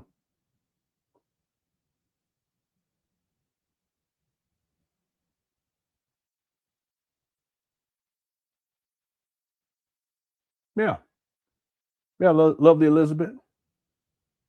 These 3 videos, there's a lot in these 3 videos. Okay. Just give me like 5 more minutes on these, but 5 minutes or less. Where are they? If you borrow, we don't have it. So if me and you have a child together, we get into an issue, we should be able to go before the elders. Where are they? If you loan some money to me and I didn't pay. See this? Sex and money. I've been telling people about this for I don't know how long. They sees you black women and even you Latina women or black Latino, whatever you want. It's all y'all fine to me. Shit.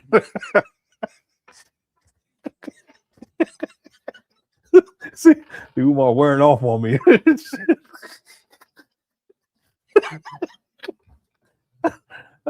Umar, he started to wear off on me. The point that I'm making, family, is that I can't remember my point now. Let's keep going. Let's keep going. Here we go. Back. Where are the elders you can take that to? Why do you have to go to the white man's court? Why do you got to go down? See that? Because Umar, he takes money from women, from the women. It's a sex and money. You and me have a baby, and if you give me some money, how do you go from the baby to the money? He don't say nothing about no relationship, no commitment, or nothing like that. You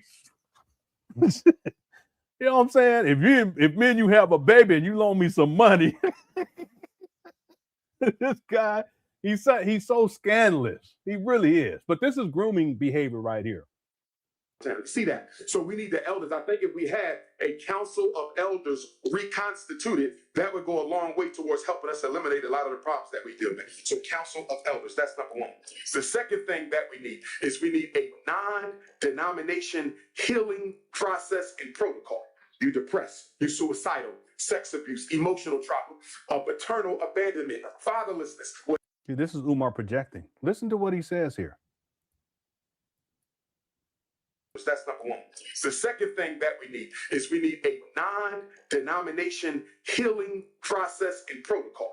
You depressed, you suicidal, sex abuse, emotional trauma, paternal abandonment, fatherlessness, whatever your issue is. See, this is Umar. He's projecting right here. We have a way where we can help you that is not disrespectful to your religious beliefs at all, but is dealing with the soul of you, the core of you, the African being that is within you. We got to have a way African people can get help for their problems without being forced to swallow religion. So when people come to me with an issue, I don't give. See him touching on her? This is all grooming. I don't want to belabor this. Let me bring up one more. There's 3 of these videos, but you guys would really hear him acting out in this one. I mean, it's clear in that one too, but this one, how he paints this narrative, and he's using Ifa as an example. Well, it's Ifa. He's using Ifa and the different deities as a way of grooming this young lady. One more, and then we get to why y'all here. We painted this gym about 2-3 years ago. We had a paint day. People volunteered. It was about 13 of us. We knocked it out over the course of about a week, I want to say. Right. Brother Manny was with us. You remind me of Brother Manny a little bit. Real good brother out of Philly. Yeah, rest in peace, Brother Manny. Fair skin brother. Good brother. Yeah, even the terminology that Umar uses, fair skin, this is the colorism aspect. He's a colorist. He passed away January before. Did Manny pass last January? It might have been 2 years now.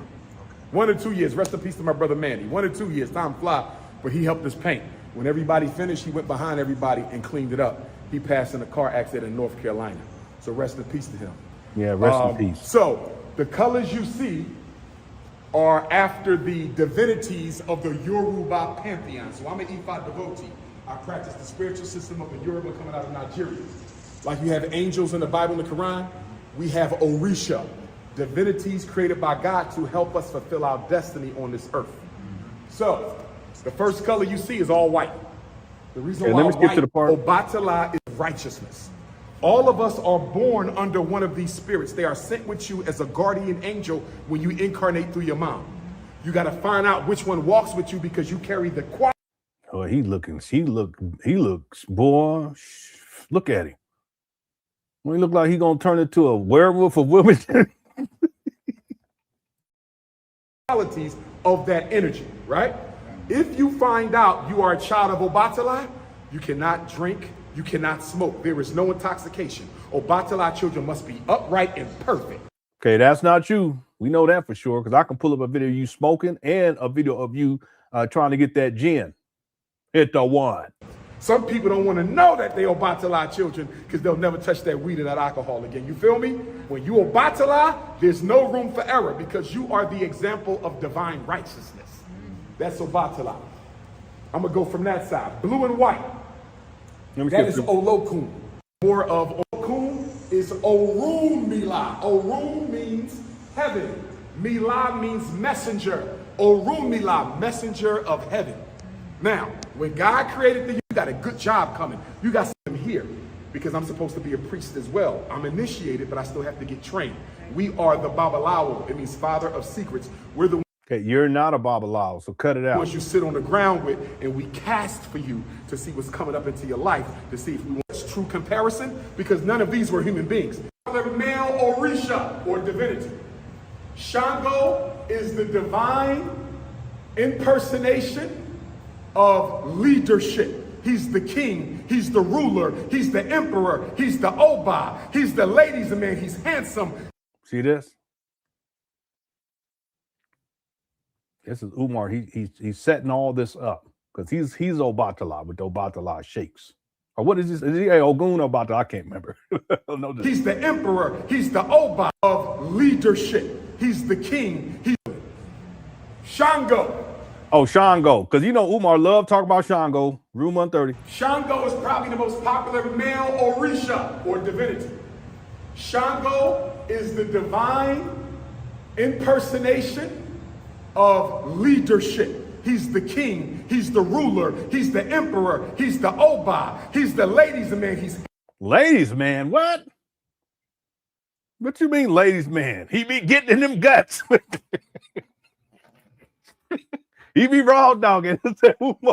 Umar, stop. You're talking about yourself. Stop it. He got a gang of baby mama. He living in mama closet.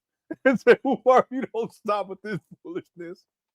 John goes, the ladies' man. Okay. Handsome. He's the good orator. When he shows up for the party, everybody want to dance because he's an orator too? My goodness. Shango is here. He represents masculine leadership. His element is thunder, lightning, and rain. When it rains, Shango make it rain. God gave him the ability to make it rain. Make it rain. He be making it rain in room 130. Let's go. When it thunders out, if you're a child of Shango, they often give his offerings when it's raining, thundering, or lightning, because he strikes like lightning and his voice is like thunder. Shango is the supreme leader and politician. He's a warrior, but he seeks to be diplomatic. If he can solve a problem without fighting, he's going to solve a problem without fighting. If he ain't got no choice but to take your head off, he'll take your head off. There's another Orisha, he ain't doing no talking. He just come for the war. Shango wants to do the talking before he go to war. I need y'all to know something. The X-Men, everybody familiar? Wolverine, Charles Xavier, here he goes. Storm, they were stolen from what you see here. They stole the African gods and turned them into the X-Men. Charles Xavier, what is his element? Consciousness. Obatala, Aquaman, what is his element? Okay, but is Obatala, is he in a wheelchair? Let me stop. Was he in a wheelchair and he played Captain Picard in Star Trek Next Generation? No. What you talking about? He just be making up shit. It's ridiculous. Aquaman, what is his element? The water. Olokun. Okay. Thor with the axe. What is his colors? Red and gold. What is Thor? Don't got no axe, you goof. He has a hammer. You see what I'm saying? His weapon, the double-sided axe. What is Shango colors? Red and gold. What is his weapon? The double-sided axe. What are you talking about? The color scheme don't even match up. Anyway. They stole our guys and turned them into the white man superheroes. Hiding the truth in plain sight. Yes. Brainwashing everything. Maria, don't go for it, please. Yes. So that's Shango. So Olokun is water, Obatala is consciousness. Orunmila doesn't have an element. His element is the universe. It's God consciousness. Shango is rain, thunder, lightning. Here go another blue and white. What's the difference? Olokun is the owner of the water. The opposite. Yemoja is the mother of all life who resides in the water. Every baby is carried in your stomach in a sack of water. They say when her water broke, the 7 seas was created. She's the mother of all life. Everything that lives came from this feminine energy. She is the great divine mother of everything that lives. She's not the water. Olokun owns the water. She resides in it. And whereas Olokun is at the bottom, where the dead ancestor bones are, where nothing lives, you can't see down there. She's at the top, where all the fish and the whales and the shark. She's where the life is created. This is her, the great mother. She's also associated with third eye. Dreams, perception. I could feel something ain't right. My stomach told me. That's her. Her number is 7. This is her sister, which... Okay, here we go right here. Watch what Umar does here. Watch this. Metaphorically means associated spirit. This is Oshun. Notice the colors of Oshun are the same colors of this school. Right. Because she's the ruling divinity of this campus. We didn't know that until we found out. And so when we found out that Oshun was the ruler, we said, my God, we between 2 rivers, and the colors of the school are honey and gold. You probably Oshun. Look at the colors you got on.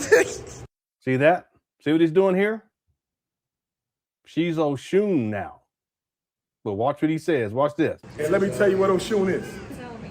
Oshun is the divine manifestation of love, beauty, happiness, peace, abundance, joy. That's right. Oshun is the energy that makes you want to enjoy your life. It ain't all about working all the time.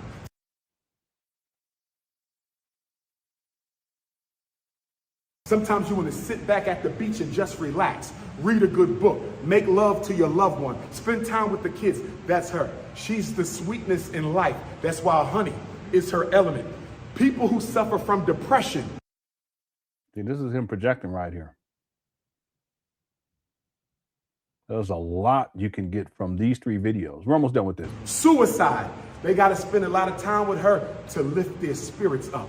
I feel like quitting. I feel like dying. I feel like taking my life. That's Oshun. Go to the ocean. Excuse me. Ocean is her. Salt water is your moja. Big mama. Oshun is the river in the lake. You're not feeling right? Get you a jar of honey, the biggest jar you can get. Take it to the river. Pour it in there and ask this spirit to help calm you or improve your opportunities in life, because she's the energy that makes your life happy and fun. That's Oshun. She is the attraction that a man has for a woman. She's the orgasm. She's the... You see this? He just keeps going. He's getting more and more freak off. But remember, he's saying that this is her. And remember, he said, if me and you had a baby, and give me some money. She is the attraction that a man has for a woman. She's the orgasm. She's the ecstasy. She's the reason why you make a baby. And she's the reason why you want to raise that baby. Then we come to my ruling Orisha. This is the spirit I was born under. That's all grooming. I hope she didn't fall for it. I really do. We're gonna leave that right there. Trying to tell y'all, and she's a young lady. Look, she's probably in her 20s. Umar don't care. He impregnated a woman who was in her early 20s, young lady, early 20s. He's in her early 40s. That's what he does. He impregnates. And he preys upon these young ladies too. He'll groom them. That's Umar. Let's see here. Sharif says, and thank you, Heartbreaker from the Bronx for the super chat. I appreciate it. Sharif says, Umar fraternity is 5 scammer jammer. Yeah, that's for sure. Well, he be scamming. Thank you, Sharif. Daxter says, Elder finds Jermaine, a.k.a. Umar, amusing. Okay. Yeah, I think he does. I think Father David does see humor in Umar too, but the fact that he has him on, he placates to him, it's just not a good look. He's supposed to be an elder. He should act like one. You know, it's no excuses, but yeah. Thanks, Daxter. CJ says, at this point, I don't know if I'm more annoyed with Umar or his enablers. Yeah, but the thing is, there's not much we can do in terms of his enablers. We can put information out there. I can do these videos. Other people have done videos as well, and we can kind of warn people, and hopefully some of the people who enable him will wake up and stop. Because the truth is that Father David, he's an enabler. He's enabled Umar, and he's not the only one. There's a whole lot of other people too, but he is. He's too old for that. He really is. He should have more sense. I think he knows that Umar's a scammer, but he has him on anyway. You know,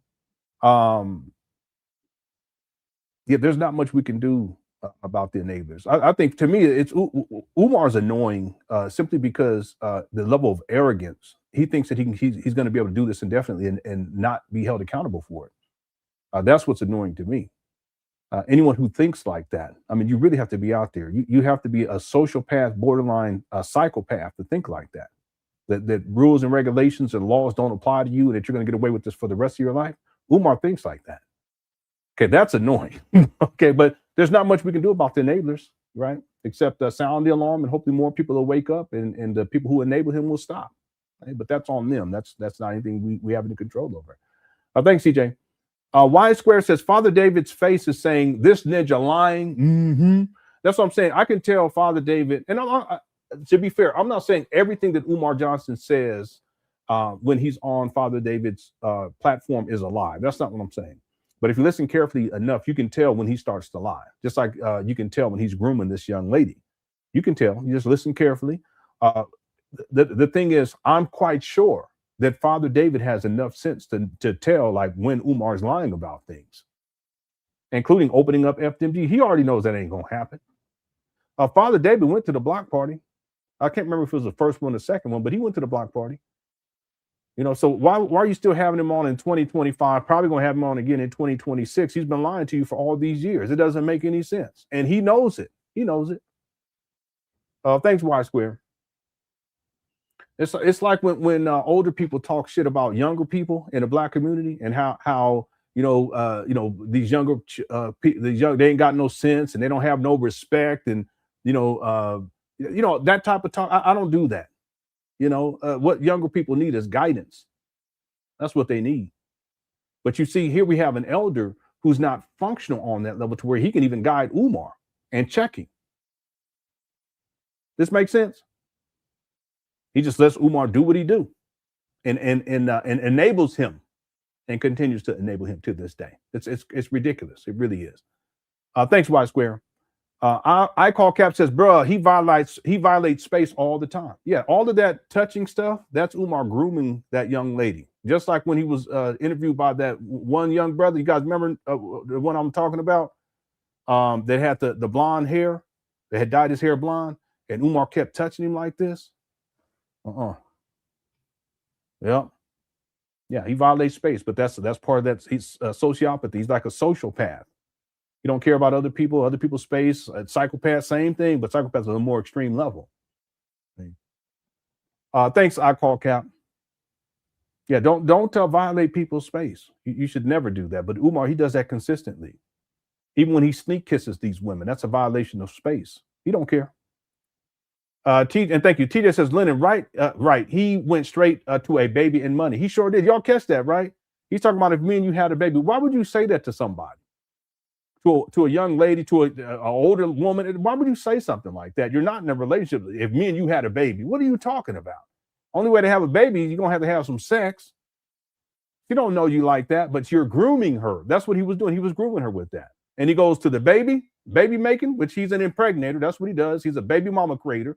And then he goes to the money. That's in line with Umar. Umar always trying to get money and sex out of black women with no commitment involved, no long-standing relationship, no marriage, nothing like that. Give up the booty, give up the money. That's all it comes down to with this guy. And that's why he went to baby and money. Because to get the baby, you're going to have some sex, right? Yeah, he's diabolical. Thanks, TJ. Heartbreaker from the Bronx says, which reminds me, I got to visit my late mother's favorite botanica in the Bronx. The brujas there will freak out and give Umar a bombastic. They got a botanica in let me go look it up. I always like those where they have all the different flowers. Sometimes they have like exotic flowers and stuff and different plants. Botanica in the Bronx. It's probably this is showing like a store. I thought you were talking about like a botanical garden. That's what I thought you were talking about. I wonder if they do. Let me see if they have a botanica. I'm being ridiculous now. There's botanica garden in the Bronx. Well, they have a New York botanical garden. Yeah, they have one in San Diego too that I went to a couple of times, long time ago.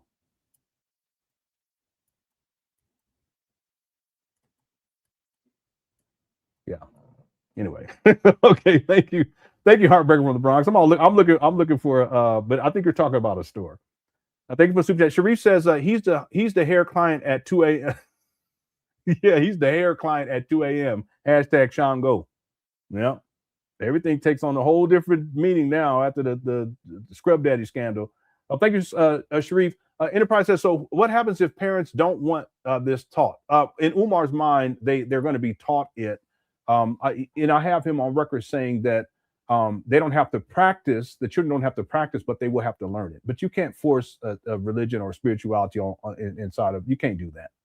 You can't force that on a child. What if these their parents are Christian? What, they're going to pay $500 a month so that their child can go to this school and be taught Ifa? And they have to learn it? That don't even make no sense. That's what I'm saying, that practically speaking, this idea of FDMG and how Umar has conceptualized it, it's not even within the realm of reason. It's not rational. What Christian parent is going to spend $500 a month to send their child to a school that's going to teach their children Ifa? And that wasn't a fart, that's my chair squeaking. Or maybe it was. It was just a chair. It just doesn't make any sense. I'm just thinking rationally here. That just does not compute. But Umar, in his mind, they have to learn it because this is what he said. Okay, I'm paraphrasing. I can find the video. It'll take a while, but he says that. In fact, he says it in the February 2019 school update, school announcement video, which we'll cover on the 7-year anniversary of that video. He states that they will have to learn it, but they don't have to practice it. That's what he says. But hey, see, Umar, he thinks he's going to be able to do whatever he wants to with no checks and balances, and that's dangerous in and of itself. FTSOL says, to me, my ex-gen's Tunde school is a school of gifted moldants instead of students, moldants. Yeah, there's more mold up there than anything else. There's no students, there's no faculty, there's no staff. And the crazy part is that Umar, clearly, he doesn't care. See, I'm tempted to pull up a video from the Moyer Academy and show you guys what it looked like back then, and then show you what these bandos look like right now. It's crazy. These buildings look way worse now, and Umar's been sitting on them now for almost 7 years. They look way worse now than they did when the Moyer Academy opened. The first time and the second time. The first time in 2006. Did I get that right? The first time in 2006. Yes, first time. I'm just trying to memorize it because I could screw it up earlier.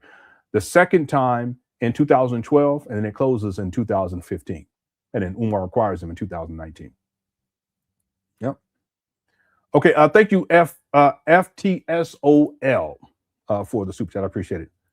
So Umar is everywhere but the school. Yeah, this is consistent with Umar. He spends, especially over the years, he spends less and less time up there. In 2019, he was up there a lot.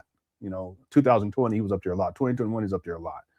Then you get into about 19, 20, 21. When you start getting into 2022, it starts to tail off a little bit. 2023, it starts to tail off even more. 2024, he's not really up there all that much. In 2025, he wasn't up there at all that much either. I would think that from just off the top of my head, 2025, he was up there live streaming the least amount of times in 2025 compared to all the others. And I can actually figure all that out. I mean, it would be painstaking research, but I can figure that out. And to be fair, because I'm always fair, that doesn't mean that Umar is not up there. In fact, he would have to be up there more than what we see in video format, because there's times where he goes up there. He's still not doing anything like renovations, but he's up there where he's not live streaming. So we always have to consider that and factor that in. But the truth is that over the years, he's gotten less and less and less in terms of him appearing up there. In 2025, he wasn't up there all that much at all. Yeah. Okay. Thank you, Jay. Thank you, everyone, for all of the super chats. I appreciate it. Let me see here. Did we get to? Yeah, we got through that other video. Okay, so let's get back on track here with the main video. Okay, here we go. With the super right now, and the only thing left is the floor. We got to retile the floor, Baba. That's it.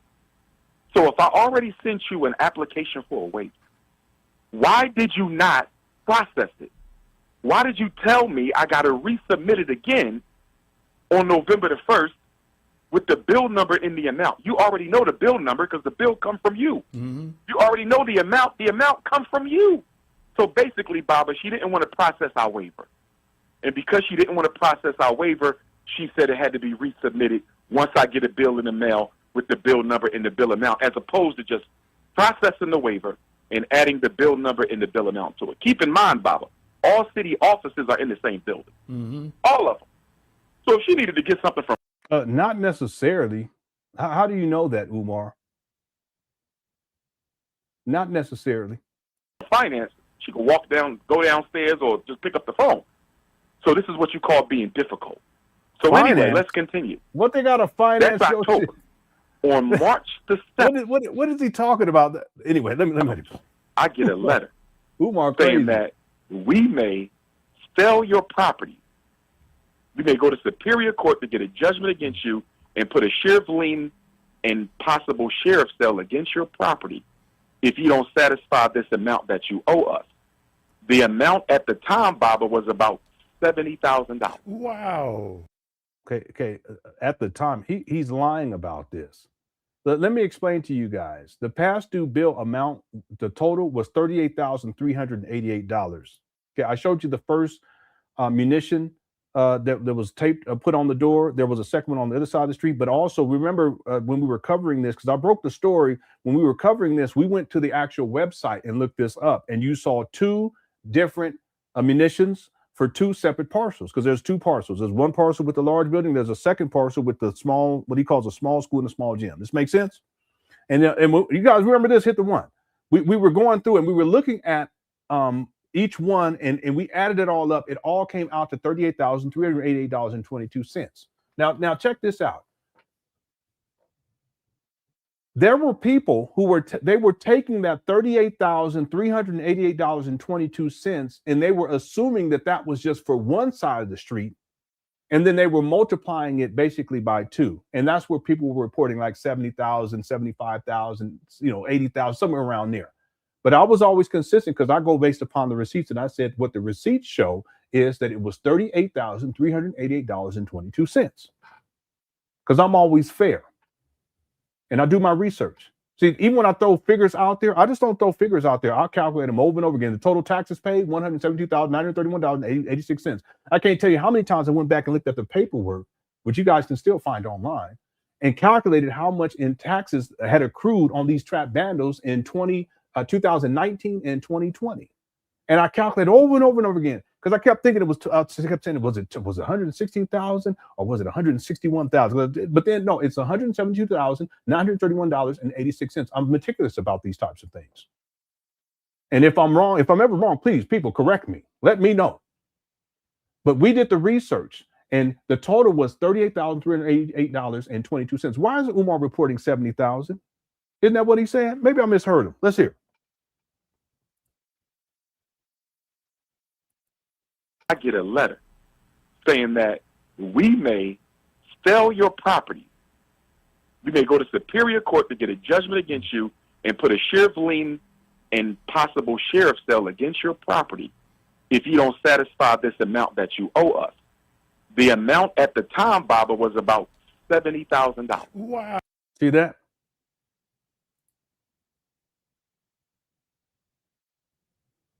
Did he give a date for this too? Let's see. Did you not process it?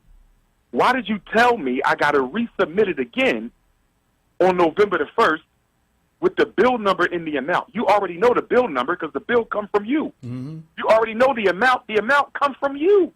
So basically, Baba, she didn't want to process our waiver. And because she didn't want to process our waiver, she said it had to be resubmitted once I get a bill in the mail with the bill number and the bill amount, as opposed to just processing the waiver and adding the bill number and the bill amount to it. Keep in mind, Baba, all city offices are in the same building. Mm-hmm. All of them. Here we So go. if she needed to get something from finance, she could walk down, go downstairs, or just pick up the phone. So this is what you call being difficult. So anyway, let's continue. That's October. On March the 7th, I get a letter saying that we may. Okay, why would it be on March the 7th, Umar? Why would it be $70,000 or whatever you said? Why would it be that much? Unless, and see, let's give Umar the benefit of the doubt. Or is what Umar's saying, is what he's saying that it was 70,000, whatever it was, something around $70,000 back then, but then by the time the munition is posted, he paid it down to $38,380.22. Is that what we're trying? Is that what he's saying here? It doesn't sound like it. That's the only way that I can make this make sense.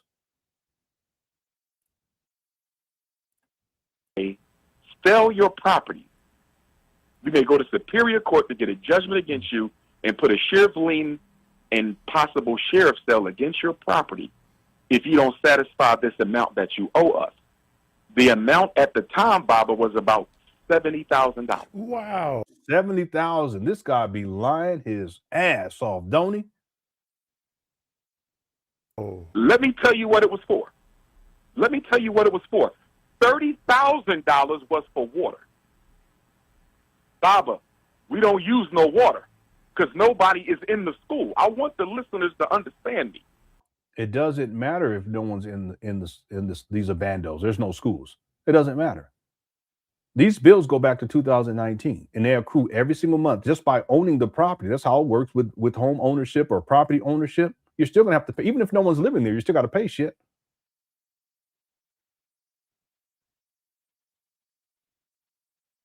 This makes sense? And in particular, for these trap bandos, there's something called a stormwater fee or something to that effect. You got to pay that every single month. Well, I think it's every single month. You got to pay it consistently. And if you don't pay it, it just accrues over time. So $30,000 based upon what Umar's saying for both sides of the street, going all the way back to 2019. Okay. But even still, Umar doesn't provide any receipts on any of this. He just says $70,000. No, the records show $38,388.22. The city of Wilmington is trying to defunct our school through nonsense fees. I'm going to say it again. The city government of Wilmington, Delaware, and the Negro bureaucracy, and I'm saying the Negro bureaucracy because most of the people who are sabotaging us look just like us. Oh, my goodness. I want to be very clear about this. Even though the mayor is Caucasian, he don't really have nothing to do with this. This is all Negro. Now, the LNI commissioner, I believe he's a Latino gentleman. He's the only person involved in this who's not black. Everybody else sabotaging us is black. So let's look at this, Bob. See this? It's always black people. 30,000 in water. We get our water bill every month for both schools, because remember, we got two. Mm-hmm. Our water bill combined every month is about $3,000. Baba, we don't use no water. Mm-mm. We don't use no water. But I'm being told you still have to pay this. Anytime he says I'm being told, he's lying.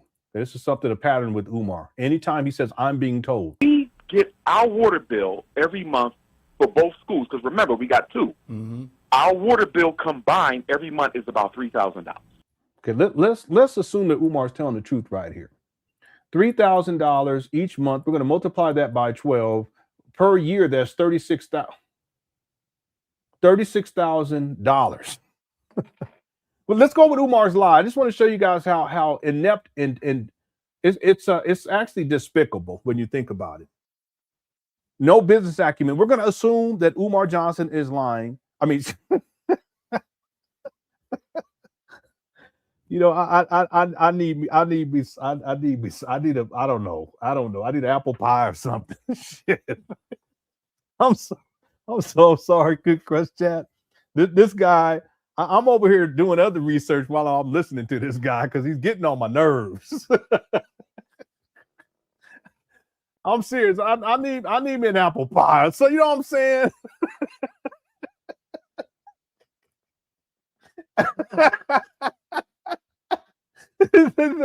The Afro Punk said, "Damn, Liddy, you know, all rejected." Yeah. I'm just. Hey, Deshaun, how you doing? We got two schools. Where did I get two baby mamas?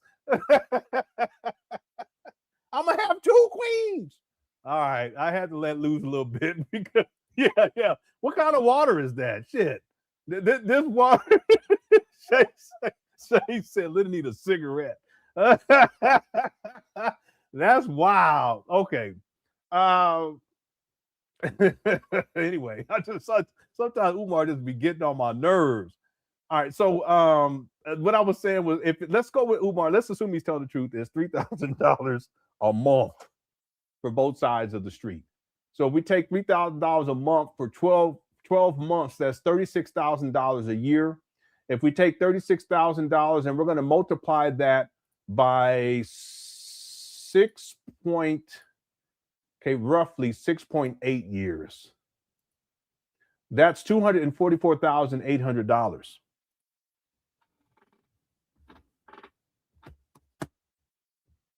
You mean to tell me, Umar, that over the last 6.8 years, to be more precise, I always like to give accurate figures, 6 years, 11 months, and a little over a week, that you've let a water bill run up in total $244,800. That's how much you've paid out. You donors, $244,800. Someone want to check me on that? You got a calculator? Because he said $3,000 a month. That's what he said. $3,000 a month, and not one black child been educated.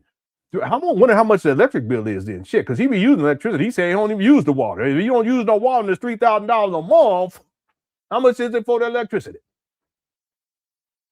Ain't no water on the other side of the street anyway, so I don't even know what he's talking about.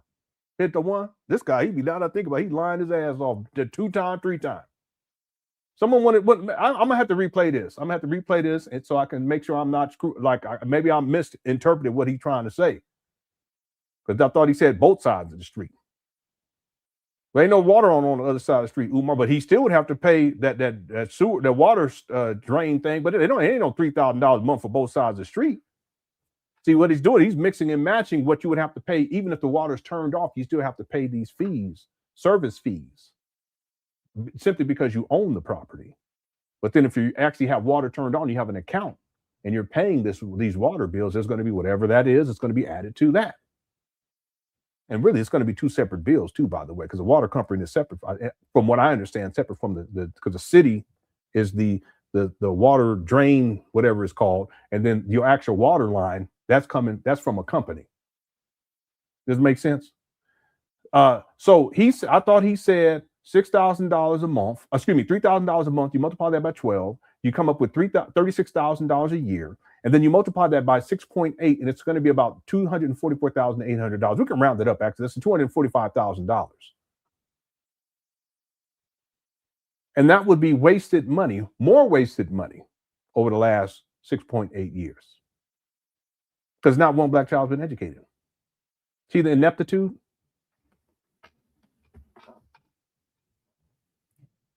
But again, we're assuming that Umar's telling the truth. He's lying. Clearly, he's lying. All right?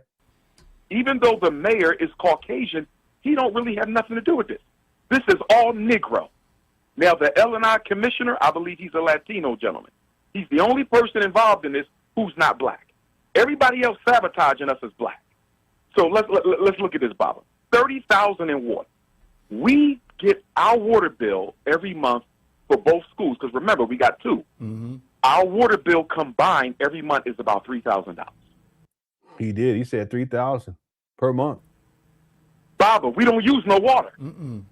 We don't use no water.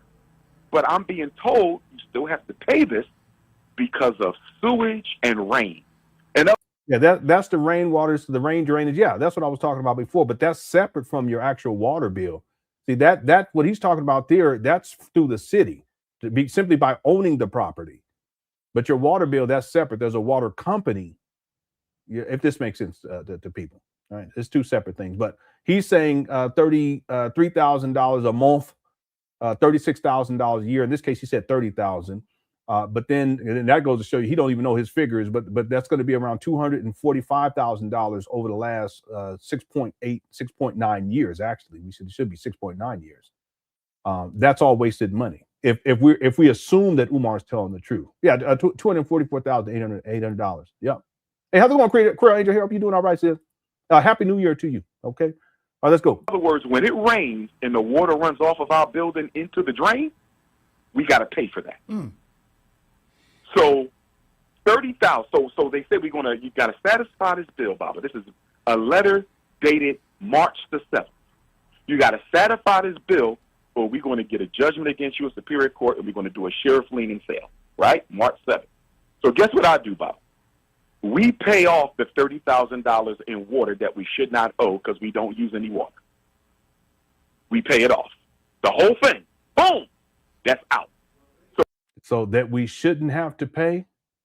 You see what I'm saying? Umar, but see, he has a history of this. I actually talk about this inside of the documentary next segment. I'll premiere that for members only tomorrow. Umar, he wasn't paying his, in addition to not paying his child support consistently and on time, he wasn't paying his rent on time. And in 2010, his landlord starts the eviction process. And Umar had a certain amount of days to pay. And it wasn't a lot, too. You guys are going to be shocked when you see this inside the documentary. And what happens is that by the time, and so he's able to stay there because he resolves it through the court system. But then by the time we get to 2019, the same thing happens. It's the same apartment, and Umar's unable to resolve it. That's why you start seeing him at the end of 2019 live streaming in and out of hotel and motel rooms consistently because he didn't have a place to stay. He got evicted. And so what ends up happening is that for the rest of 2019 and then into 2020, you see him inside of hotel motel rooms, and then finally towards at a certain point in 2020, he moves in with his mama, inside the Section 8 housing and starts living in mama closet. Well, more precisely, to be fair, he takes over the whole second floor hoarder situation up there, but he live streams inside of his mama's closet. So he has a long history of not paying bills, a long history of it. Okay, and there's also other stuff I have in terms of court records that show Umar where there's settlements because he owed people money and he wasn't paying. And it's not a lot. It's not a lot. He just doesn't handle business, you know. The same thing applies here. That he wasn't handling business and paying these basic bills. He's everywhere else, traveling all around the world, living it up, crushing cookies. You know, he's all over in South Africa. He's over in the UK. See, all of that travel and all that time, that's an opportunity cost, because that time can be put towards managing this project appropriately, especially the financial aspect of this. But Umar, he has a history of mismanagement when it comes to business.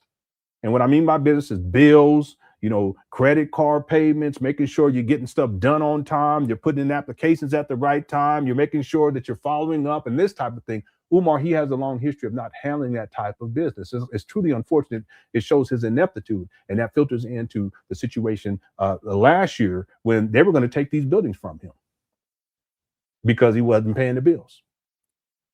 All right. Here we go. But what are we left with, Baba? We're left with vacant property registration fees, which are $5,000 a year, and we owe them for 3 years. So that's $15,000 for the Frederick Douglass High School. That's $15,000 for the Marcus Garvey Elementary School. So that's $30,000. Mm-hmm. And then whatever was left after that, Baba, that's just little hit and miss fees. Yeah, let me see what he's saying here. Vacant property registration fees, which are $5,000 a year, and we owe them for 3 years. So that's $15,000 for the Frederick Douglass High School. Yeah, it's more than for 3 years too. We broke all this down the other day. Umar doesn't even know the numbers. It's ridiculous. That's $15,000 for the Marcus Garvey Elementary School. So that's yeah. Someone was saying that yesterday. You know, I thought about that too. That it may have been when I broke that story that it threw a monkey wrench in Umar's plans. He may have wanted to lose those buildings and then use it as an excuse, because then it becomes a bigger conspiracy, right? And then he has an excuse as to why the project isn't finished. He doesn't have the buildings anymore. Then he has to start fresh, and then he'll probably make up a story. He's going to sue, the city of Wilmington, and he's going to need a defense fund for that, because he's already talked about that. He needs a defense fund for against me and Lene. So there's no telling with this guy. He's diabolical, and he thinks like that. He's criminal minded. I remember years ago, I told people that Umar was criminal minded, and you should have seen how many of these Umar, they're not around anymore, but they were really upset at me saying that. But it's the truth. I'm not lying on this guy, not one time. All this lying and shit, this is criminality. Because he's lying about money. All you guys got to do is look at the money, crunch the numbers, get your calculator out, do some research, and crunch some numbers. Umar said that in 1 year and 3 months, he had raised $500,000, $500,000 going back starting in 2014. So that by 2015, he had $500,000. Well, that's over a decade ago. And in 2025, he's telling people he hasn't raised $1 million. He's criminal minded. All right. 30,000. Mm-hmm. And then whatever was left after that, Baba, that's just little hit and miss fees. That ain't nothing. So basically you were dealing with water and vacant property, neither of which we should owe. Why? Because we don't use no water. And as far as vacant property goes, Baba, they should have retroactively applied our 4-year vacant property registration fee. And if they would have retroactively. Yeah, they don't do that. We broke that down yesterday, and I showed you the actual website. That's not how that works. Umar's either lying or he doesn't know, he's incompetent. One or the other, or both. Actively applied it, Baba, we would have owed zero. We would so we just paid the city of Wilmington, Delaware, $70,000 in nonsense fees. Now, it gets worse, Baba. Guess what they decided in 2023? The City Council of Wilmington in 2023 decided to raise the vacant property registration fee. If your building has been vacant for 5 years, they decided in 2023 to raise the vacant property registration fee from $5,000 to $12,000. Wow. So what that means, Baba, if we don't get a waiver, and I'm telling y'all right now, if we don't get a waiver, we're going to have to march. This is going to have to be a protest. There you go. because what they're doing to us is unfair and it's unjust, and we'll get to that in a minute. But if we don't get the vacant property registration fee waiver for 2025, and that bill comes out November the 1st, that's $12,000 for the Garvey building. That's $12,000 for the Douglas building. Baba, that's $24,000 more dollars. Wow. On top of the 70. Do you know what that means? In 1 year, we would have paid the city of Wilmington government almost $100,000 on nonsense fees, Bob. Nonsense. And I'm calling them nonsense because we shouldn't have to pay them at all as a nonprofit building a school to improve a neighborhood that is impoverished. This is crazy. $30,000 in water. We don't use no water. $30,000 on back vacant property registration. We should have had our waiver. And now y'all jumped the price up from $5,000 a year to $12,000 a year going forward, which means we will owe $25,000 at the end of this year for vacant property. That's Womp womp. All that is on the website. You should have. They shouldn't be on the vacant property list. But that's what happens when you sit on these bandos for all these years. Ridiculous. He's wasted. I mean, real talk. He's wasted just in all different types of fees, taxes, all this other stuff. He's wasted over $1 million. It's got to be over $1 million. I wonder if I could calculate. No, I wouldn't be able to calculate that. So let me. Well, I guess I could, but the amount of research that will go into that. Let's just go with. Let's just say with bills, including like taxes, property taxes for 2019 and 2020. Just with bills, I could say at least it's been at least $500,000 wasted money. At least. It's more than that, but at least I can say that with confidence. almost, that's 70 and 25. That's $95,000 we just threw away on nonsense fees. Was the water being metered? No, you didn't. We didn't throw away nothing. You threw it away, and it's not because of nonsense fees. It's because you weren't paying bills. The water is metered, and when you look at the meter, Baba, because we're not in there, it shows no usage. It shows no usage. But again, I was told when it rains, the water runs off your building into the drain. You have to pay for storm water and sewage. Wow. Yeah. We don't have no sewage. But how do they measure that? It doesn't matter. It's part of owning the building. Hit the one. This guy, Umar, I don't know if he's just that stupid that he doesn't know that, or he's just using this as an excuse. I don't know which one it is. It's a set. I think it's a set amount. I don't know how they do it. It is a mystery. I still don't understand. It is a mystery. You should understand that as a property owner, Umar, or at least your nonprofit owns it. I should put it that way. You owe that much money for water, and y'all don't even use any water. Wow. Complete mystery. And then the vacant property. Well, if you don't pay your bills for 6 months at that, 6 years at that point, at least 6 years, that's what happens. Golly, this guy. Property registration fee. Why y'all raise that up? Why y'all raise that up from $5,000 to $12,000? I'll tell you why they raised it up. Because they're trying to gentrify the city. They're trying to take as many properties from black people as they possibly can and give them to Caucasians. That's why.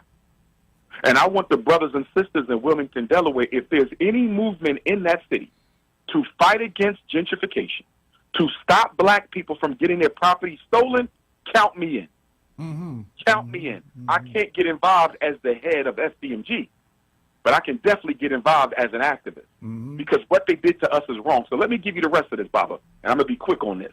Take your time. So we get the letter March the 7th. I automatically contact the secretary for delinquent accounts.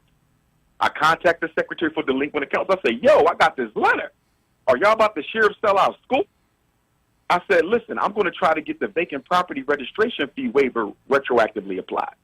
She said, we haven't moved on this yet. You still got some time. Do what you can. So I call up to the Secretary of Vacant Property, which is an L&I. Vacant property is within L&I. I ask her, I say, is there any way y'all can make an exception for us and retroactively applied as vacant property See, he always thinks he's going to get some special privilege, but this is the narcissism. They think that they're special and that they're going to be treated special for some reason. registration fee because we just paid $30,000 in water.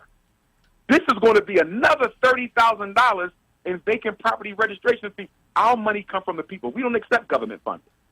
We do not accept funding from outside the community, and this is draining us of money we need for repairs, operations, so forth and so on. She said, send me what you can. Send me some pictures of the school showing that the work has been done. She said, I'm going to see if we can do anything about this. This is what she tells me on the phone, Baba. She doesn't call me back, so I'll call her back. In fact, I was harassing her. I probably called her at least 6 times. I emailed her April the 1st. She did not respond. I emailed her April the 4th. She did not respond. I emailed her April the 7th. She did not respond. I emailed her April the 16th. She did not respond.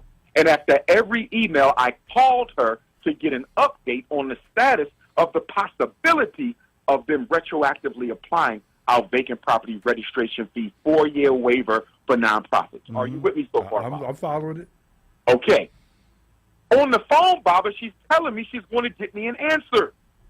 But she's never calling me back, and she doesn't respond to a single email. There's always somebody else. I want to say something right now, Baba, that is key to this whole story. And I need your listeners to understand this. Because the deputy chief of staff for the city of Wilmington responded to a random YouTuber who doesn't even live in Delaware. A YouTuber? The deputy chief of staff responded to an inquiry from a random YouTube hater of mine who doesn't even live in the state of Delaware. Yeah, I think he's talking about the Basic Black podcast, because he's the one that emailed the city of Wilmington. We covered that yesterday, and shout out to him. It wouldn't respond to you. Yes, he responded to the YouTuber, not to me. And he told her he lied on me. He lied on me. He told the YouTuber that what I had said with regard to how the city was handling us was not true. He also told the YouTuber that between April and August, that the Department of Finance had followed up with me, Baba, on multiple attempts. Wow. Multiple attempts from the Finance Department to collect the debt. Baba, listen to me. We received no correspondence from anybody or any department in the city of Wilmington, Delaware. We heard from nobody from that March the 7th letter until the sheriff put that monition on our door August the 8th. That is 5 months, Baba. March the 7th to August the 8th. That is 5 months exactly. If they had responded, they would have had a paper trail. Nobody. Say that again. If they had responded, they would have had a paper trail. Thank you. Show me where y'all responded. Baba, they basically ignored us for 5 months.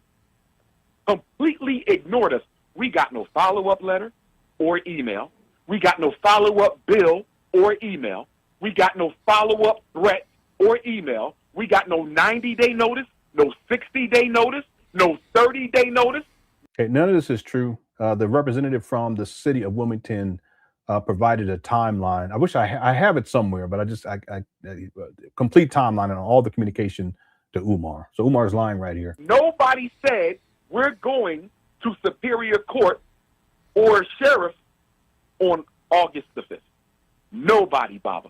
We heard nothing from the city of Wilmington for 5 straight months, but the deputy chief of staff goes and emails a YouTuber and lies on us, talking about there was multiple follow-up attempts from the finance department regarding the fee. That's a damn lie. There were no follow-up attempts because we heard from nobody. The only thing we got in the mail, Baba, from March the 7th until August the 8th, when the sheriff put that sign on our door, were the water bills.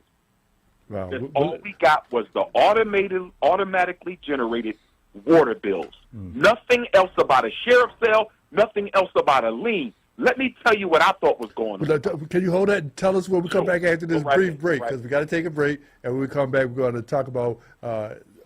Yeah, he's making all this up.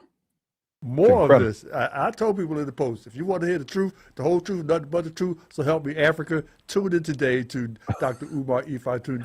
So help me Africa. You need to cut it out. Father David, you're doing too much now. Cut it out. So what happens if parents don't want this taught? You're talking about if the parents don't want Ifa taught? Well, the thing is that I don't think that a parent would put their child in this type of an environment in the first place. That's what I would say. A Christian parent, they wouldn't do that. But let's say if they did, Umar believes that whatever he says goes, and that it doesn't matter what parents want. That's how he thinks about this. It's really, the conception is like a child cult. He's the cult leader, but then that gains, he has access to the children's mother. That's why when he does the initial architectural plan for FDMG is this massive complex in the shape of Africa.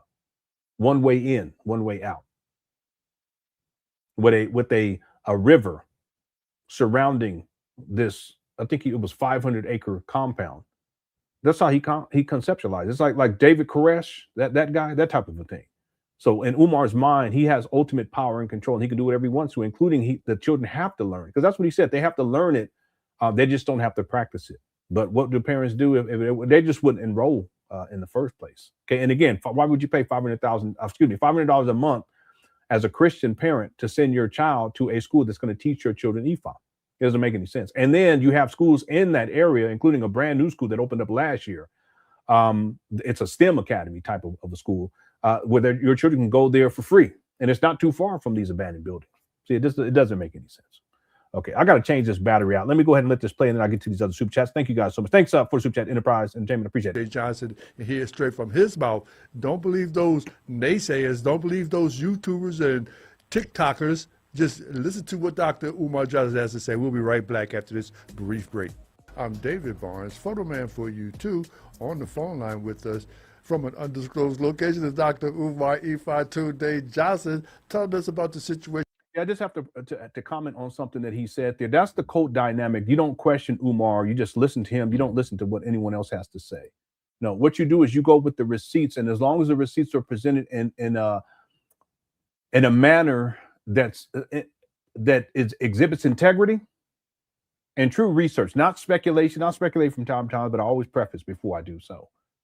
See, if I tell you guys that I can pull up receipts to show you guys that Umar stated that he had raised a $500,000 back in 2015, I can back that up.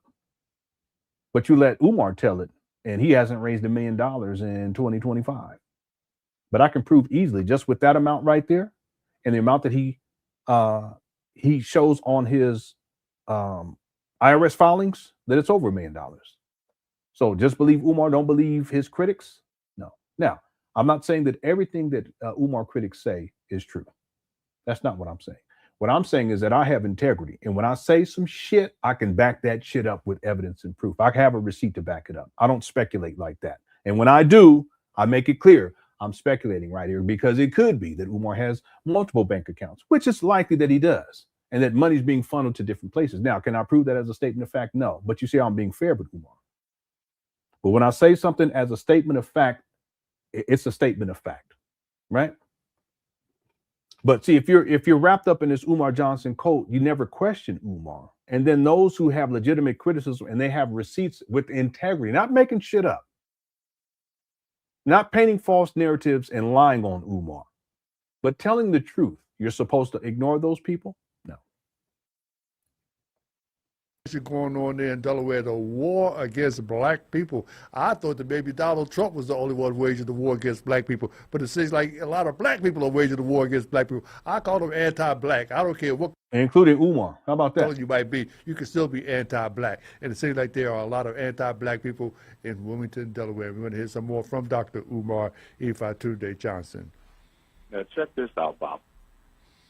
One of the reasons I took issue with the deputy chief of staff email to this random YouTuber is not only did he lie and claim that there were multiple follow-ups with us when we heard from nobody about anything from March the 7th until August the 8th when the sheriff put that sign on our door, But this is also a pattern with the city of Wilmington with regard to the FDMG Academy, Baba.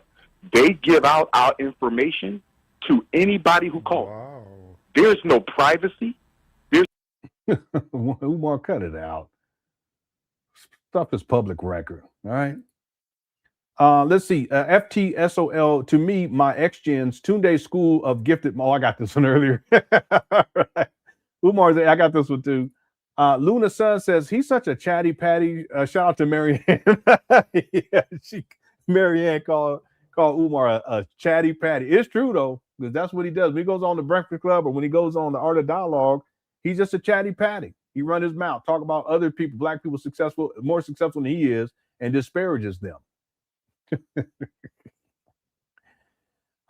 Jay Civic says it's funny how a hustler can even wait, I think you're saying it's funny how a hustler can't even hustle. I think that's what you meant to say. All right, thanks, Jay Civic. Okay, I appreciate the humor. I'm going to tell you guys, while we were live streaming, I got a death threat. Okay, I've already traced the IP address. I'll take it to my local police department and we'll go from there. It's not uncommon. It's happening, and I think I know who it is because I've already, while we were all doing this, I have skills from getting a cybersecurity degree where I know how to get information on people, and I'll take it to my local police department tomorrow. But I just want to outline something here to everyone that my work dealing with Umar I have had to pay some prices, if that makes sense to people, you know, and my family has had to deal with things. I would say most of the stuff I've talked with people about in the past, but there are some things that I haven't talked to people about. And just while we're live streaming here today, I got a death threat at 6. It will be what we will see. It would be almost 2 hours ago. Okay, but while we were live streaming, I was getting information. I'll take it to my local police department and file a report. I just want you, Umar Johnson followers, to understand something, that death threats it's not gonna dissuade me from telling the truth. It's not. It never has worked. It never will work. And I'll leave it right there. All right, let's go. Confidentiality. There's no discretion. Anybody who calls that city with questions about the school, they will tell them all of our business. This is how most of the haters have gotten the school's information, because they voluntarily share information with people who don't even live in the city of Wilmington. They don't even live in the state of Delaware, and they just share our information. Is it public information, though? Say that again. Is it public information? Some of it is public, but not. Yeah.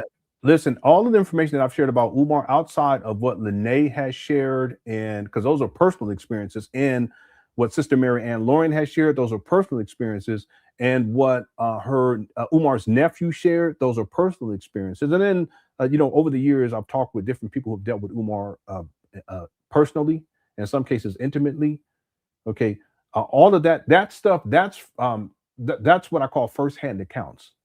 And once I'm able to validate what they're saying, and there's receipts, and I have a vetting process. There's someone who contacted me recently, and they wanted to come on, and I said, well, listen, I need to see some receipts. The receipts that they shared, it wasn't sufficient for me. Okay, now does that mean that their story isn't true? No. Does it mean that it's invalid? No. But it has to be proven to me that what they're saying, that there is validity to it, and there has to be some evidence, digital or otherwise, to prove their claim. Right. And then based upon that, I would bring them on. Right. So that information, I just want to make a distinction. That's firsthand accounts. There's someone, and this person does not want to be named, but when it comes to Umar in the Philadelphia School District, but then also when he was in the UNIA, they have firsthand primary source information that they've shared with me. And then as I've done research on Umar, especially when I started getting to the NIA information and his letter of resignation and so forth and so on, what this person was telling me way before lines up. So I validated it. That some of that stuff will be inside the documentary. They don't want to be named, but they know who they are. They know who they are. Right? They've been around a really long time. So I just want to make that distinction. Those are firsthand primary source accounts versus information that is readily available in the public domain, meaning it's public record. When I talk about Umar's financials, and I have it all printed out, it's older because I need to do it again. I'll go through this process again as I get closer to finishing up with this documentary. I'll go through all of that information and pull more stuff up because I'm sure that there's more on there. All that is public record. So what Umar is saying, he's acting as if his private information is being leaked out by the city of Wilmington. That's not what's taking place here. Right? Okay. Not all of it is public. You see. And in this case, Baba, he told a blatant someone's lie. birthday?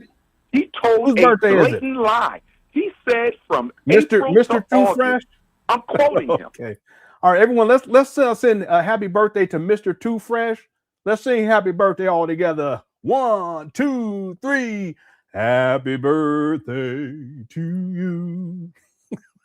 I'd always sing it like that. Happy birthday to you. Happy birthday, Mr. Too Fresh. Happy birthday to you. And many more. All right. I said the Good Crush chat is the best. Okay. Hope you have a happy birthday. You deserve it. Okay. Shout out to everyone in the Good Crush chat. Let me get caught up on these super chats real quick. I think there's just a couple more here. Let me just do these and then we'll get going with this. But we're doing good on time. We'll be here for another 40 minutes, around 40 minutes. Okay. Because after this, I got to get back on the document. I got to have this ready for you members tomorrow. All right. Did Umar Johnson fantasize about Baba David hit the all right, user 225. Jason at this point. Okay, I got that one too. Thank you, Jay Civic, and thank you, user 225. Ryan says, David Koresh, man, I was thinking Umar was starting to sound like a deranged cult leader. Yeah, if you study Umar long enough, you'll see. And if you research him long enough, because the cult dynamic, it was in existence going back. Real talk, even when he was in the UNIA, his approach was that he was trying to get the elders out of the way so that he can seize power and control, because he wanted to turn that into, what, let me show you what I mean. So again, people think that he starts this in 2014. No, he was a problem going all the way back to the UNIA days. I would propose that he was a problem when he was in college as an undergraduate and becomes president of the Black Student Union. Okay. Now I can't prove that to be the case, but I'm saying, I'm speculating there that I have a sense that was the case, because his need for power and control is insatiable, if that's the word, something like that. Let's go back to 2014, and I'm just going to show this real quick. We got to get back to it because I want to get to this video within the next 40 minutes. So if we go back to 2014. This was Umar's initial conception of FDMG. Again, he doesn't have a job, doesn't have any money, just delusions of grandeur to the extreme. But this is the cult aspect of here presenting itself. And I'll explain what I mean. Thank you, Ryan Hood, for the super chat. If you look here, this is from March 26, 2014. I'll read this. It says, aerial view of preliminary, Heaven on Earth, Frederick Douglass and Marcus Garvey, RBG Leadership Academy, 500-acre campus encircled by FDMG River. They're going to create this river around this 500-acre campus. FDMG River in the shape of Mother Africa, Ancestors Park in the center of campus, dormitories, airfield, athletic facilities, farm, state-of-the-art music and theater production studio, greenhouse, zoo, community center, separate buildings for all 33 trade areas, and much more. All right. There's a whole lot more that he doesn't actually show here. Here's another image of it to you where you can see a little bit more of it. See, it's a little closer here. If you look at the top, that's an airstrip. That's where airplanes would land. In fact, there's a air traffic control tower that's shown there. It's like a black dot. And there's at the very top, there's aircraft bays. Okay. Now the cult dynamic here is that if you look, this is encircled by a river, a man-made river in the shape of Africa. But if you look at the bottom towards the right of this, This would be South East Africa. There is one way in, and right when you come in, there's a security booth, but there's one way in and one way out. Okay, that's a fire hazard in and of itself to the extreme. Okay, that's just ridiculous. But the idea in Umar's mind is people can only get out one way. This is the cult dynamic. It's like a cult compound. He has power and control. Security room. Where's my glasses? Let me just read these real quick. Welcome center. There's also a campus security center. There's parking. There's an elementary school, a middle school. There's a hospital. There's a science and tech building. There's a zoo and wildlife, farmland, and there's a whole. I can't see it that well with my glasses. But if you look towards the middle, there's a store. There's an arts. I think that says arts. I can't. But there's a track and field facility. All this will be built from the ground. Well, I shouldn't say that. A lot of this will be built from the ground up because this is supposed to be what he converts. Well, that's not even true. I can't even say that. So let me take that back. This would have to mainly be built from the ground up. All of this. There's a baseball field. You can see that towards the left, top left. Event parking, aviation, NASA building, a military building, political building, and a whole bunch more. And then if you guys look, I'll pull it up. If you look, there are these. If you look for a square with 4 circles around that square, that's an actual building. And here is the rendering of that building. And if you look, there's like 7 of them. Yeah, it's massive. Let me pull up the other one. So you see the square with the 4 circles, that would be this. Okay, 1, 2, 3, 4, 5, 6, 7 floors on each one of the circular buildings. 7 floors. And then it looks like 1, 2, 3, 4, 5, 6, maybe 7 floors. 7, maybe 7 floors for the square building. And this is just one of those. But if you look back at the map here, there's 7 of these. Right? This is easily a multi-billion-dollar project. But the point is that it's one way in, one way out. It's surrounded by a river. I mean, I thought it was like a wall or something, but it's an actual river with crocodiles and shit. Hippopotami. Is that what you say? You know, them hippos, boy. Don't be messing with hippos. Alligators don't even mess with the hippos. That's to keep the kids in. You gonna skip school? You ain't skipping no school. Here's another. Your ass staying right here. You ain't going nowhere. You see who are we talking to these kids? Get your ass back in that. Get your ass back in that class.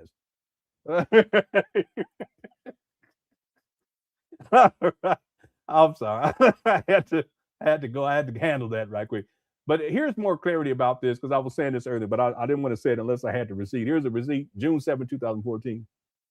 FDMG Future Redemption Campus dormitory photos, aerial, vertical, and lobby photos. This is a lobby to one of these buildings. Okay, and this is the aerial view.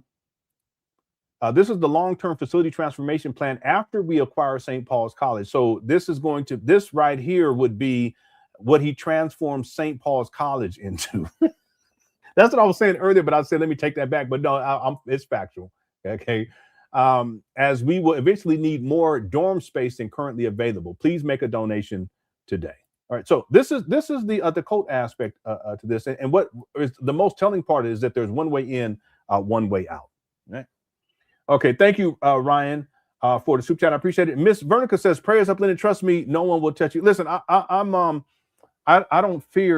don't even fear death. I just fear the idea or notion that I wouldn't be here for my wife and my kids.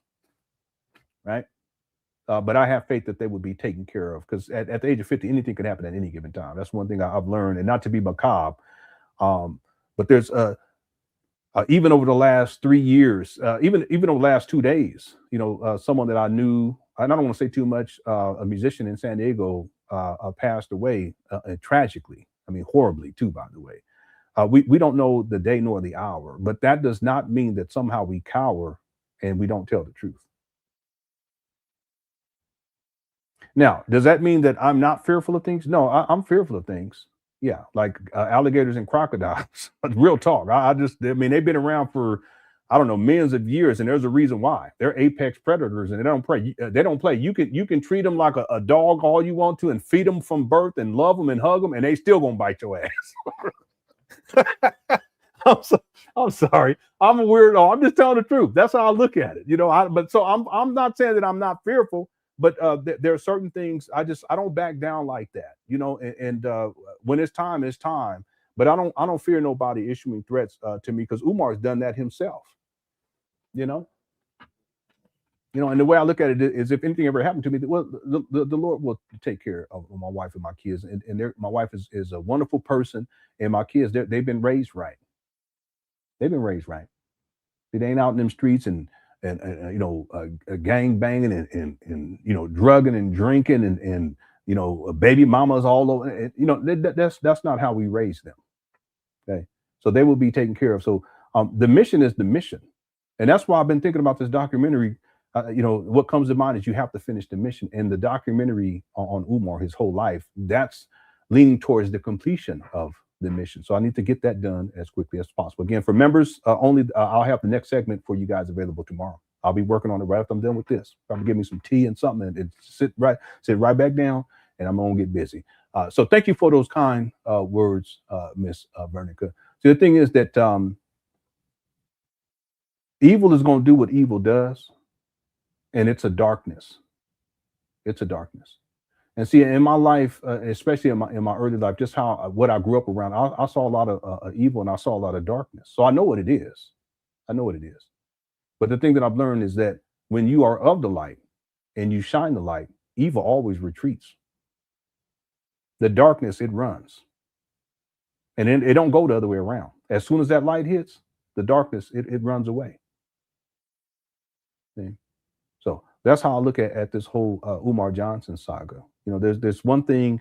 There are people who think that they're doing the right thing, but they're doing the wrong thing. I don't think that I'm doing the right thing. I know I'm doing the right thing. Okay. All right. Thanks, Miss Vernica, for the super chat. Appreciate it.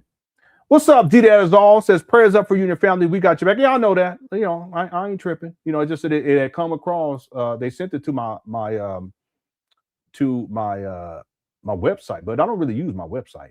But it came through my website to my email, and I already got the IP address. So, yeah, but they're using the VPN. No, they're not. I have a degree in cybersecurity and computer technology. I know what's going on here. Okay, I can see the redirect. I got it. All right. So anyway, it's all good. Thank you, Diazol. Thank you for being a member for 48 more. Jay Civic says people making threats for a person building a school that they would never send their kids to. Yeah, it's crazy. And y'all are tripping if I'll tell you what their email handle is. You guys are trip. But I was already doing the research while we were live streaming. That's why I was doing. When every time you see me over here, I'm on the other screen, and I got everything I need to file the report, and we'll leave it right there, right? But yeah, but it's crazy. It's crazy.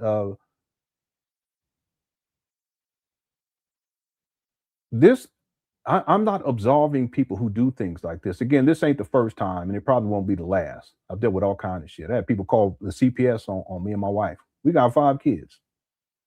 Why would you do something like that? We're not harming our children. In fact, my wife and I, we're one of the only Black families that we know of that's been together from the beginning. Yeah, we struggled, and it was mainly my fault. I'll hold myself accountable. I was fucking up. Loser. But I was still there, doing my best, the best I knew how, based upon how I was raised and what I experienced in my life. I did a damn good job based upon that. Could I have done better? Absolutely. If I knew what I know now with wisdom, absolutely. But we are one of the only Black families that we know of that were there from the beginning and still rocking with each other to this day. Why would you do something like that? So I'm not here to absolve anyone who engages in that type of behavior, because karma is undefeated, and you're gonna pay a price one way or the other. You're already suffering anyway, because anytime you get online just to cause harm to other people, and I know quite a few people who do that, including people who were are Umar Johnson critics or who were Umar Johnson critics. It wasn't about Umar, it was about causing harm to other people. I know people like that. But if that's why you're online and you're doing it, you have to ask critical questions about yourself. Why would you do something like that in the first place? Well, I'm not here to absolve people, because karma is undefeated, and the fact that people are online doing those types of things, it's clear that they're already living in their own personal hell anyway. Ain't got nothing to do with me. See how I look at this? However, Umar is a master manipulator, and he's the great deceiver of our time in the Black conscious space. And there are people who have gone to bat for Umar because they have been greatly deceived, just like there were people who went to bat for Sauron. Do we need to go here? Y'all go look at Lord of the Rings. He had people doing all kind of crazy shit, including the wizard. One of them, the goofy one. Sodomon, punk. Same thing with Palpatine. Look how Palpatine manipulated the whole republic. It had Anakin tripping, cutting people's arms off and shit, killing people, and just going crazy. Well, why? Because he was subject to a master manipulator like Palpatine, but that's Umar. Real talk. So do I absolve? Do we absolve? I'm just saying. Do we absolve Anakin Skywalker, who became Darth Vader because of the shit he did, simply because he was manipulated? No, but at least we can have a level of understanding. So the person who sent me this, I have a level of understanding and compassion. You see, but it's going to be reported, and I already got the address. Y'all should have seen me. I was like, okay. I'm not here to make fun of it. I just want people to be clear about that. See, I'm not absolving the behavior. I understand why people have done things like this, and there's different reasons why. One of the reasons why is because they've been manipulated by Umar, and they believe in someone who's nothing more than a Sith Lord.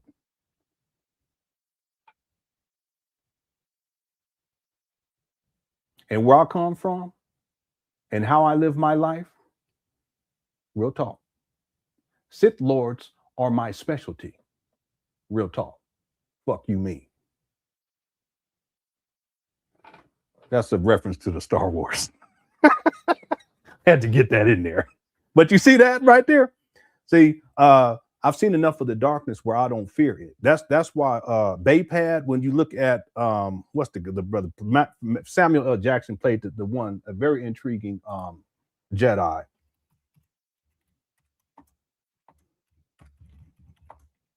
He's the most intriguing of them all, because if you look into what Baypad is, Mace Windu, that's how I am. Okay, so I ain't fearing nobody. We're gonna see though, real talk. I'll take it to the authorities tomorrow, and we'll go from there. Okay. Excuse me. Thank you so much, Jay Civic, for the super chat. I appreciate it. And I highly doubt it. I would think that the vast majority, if I just speculating here, if I threw a figure out there, I would think that probably about 80, maybe not 80. Let's be generous. Maybe 70% of the people who donated well, no, it's got to be, because there's people who sent Umar money from all around the world. It's probably closer to like 80% of the people. Let's phrase it this way. It's probably speculation. 70% estimation. 70% of the people who sent Umar Johnson donation money, that they wouldn't have their child going to go to that school, even if they lived in Wilmington, Delaware. And the reason I said it is because it's crime infested. That neighborhood is crime infested and drug infested. They wouldn't do that and then pay $500 a month on top of all the donation money when you can send them to a secure school 2-3 blocks over that's brand new. They wouldn't do that. Yeah, maybe it's not 70. Maybe I'm being too harsh there. Anyway, I'm just speculating. Okay. Thanks, Jay Civic. U25 says Umar Johnson likes old men because he likes his Shango bear. I don't even know what that means, and I don't even want to know what that means. Okay, thank you. How's it going, Maddie? Maddie says, didn't Umar tell people to call in the previous video? Now he's angry because they did. You're right. Because Umar, he'll do that. He says, you know, he'll tell his people, hey, listen, well, you can always call and find out. And then when people do, he gets mad at them.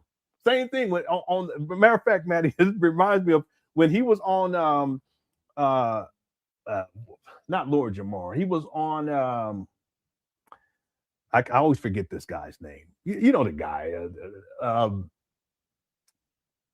I can't remember his name. His content is not my cup of tea, but that's besides the point. Roland Martin, when he was on Roland Martin, he was talking about how, because Roland Martin asked him about his degrees, and Umar got all defensive. You could tell he starts tensing up. That's because he lies about his degrees. If he had told the truth from the beginning, he wouldn't have to tense up like that, right? So when he asked him about the degrees, Umar, he talks and he gives a rundown. He doesn't even state all of them, okay? And I've only seen 3 degrees that Umar has shown. I'll show them inside the documentary. The alleged other 3, Umar's never shown it. And the truth is that he wouldn't have 6, he would have 5 because the first one was a double major. Okay, he would have at most 5. But anyway, Umar, when he's giving out this whole recitation, he actually says, and anyone can make a phone call, I'm paraphrasing, anyone can make a phone call into such and such PCOM and find out, something like that. And then you hear Umar complaining about people calling PCOM. So that's the thing with Umar. He's a trip. He does it all the time. He really does. All right. Anyway, thanks, Maddie. And then SH Play says, Lemon. Never forget that many of us are praying for. Yeah, I appreciate that. Okay. And I don't take that lightly either. I appreciate the prayers and the positivity. Like I was saying earlier, we don't know the hour nor the day, but we still have to do right one way or the other. And there's all kinds of stuff that I've had to deal with. There's all kinds of stuff that my wife has had to, well, not as much as me, but she has had to deal, and my children have had to deal with stuff too, you know.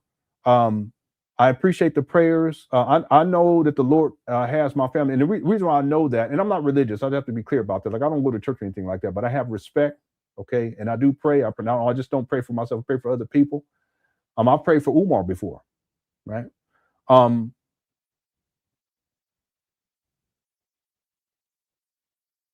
There's all types of things that we've had to go through.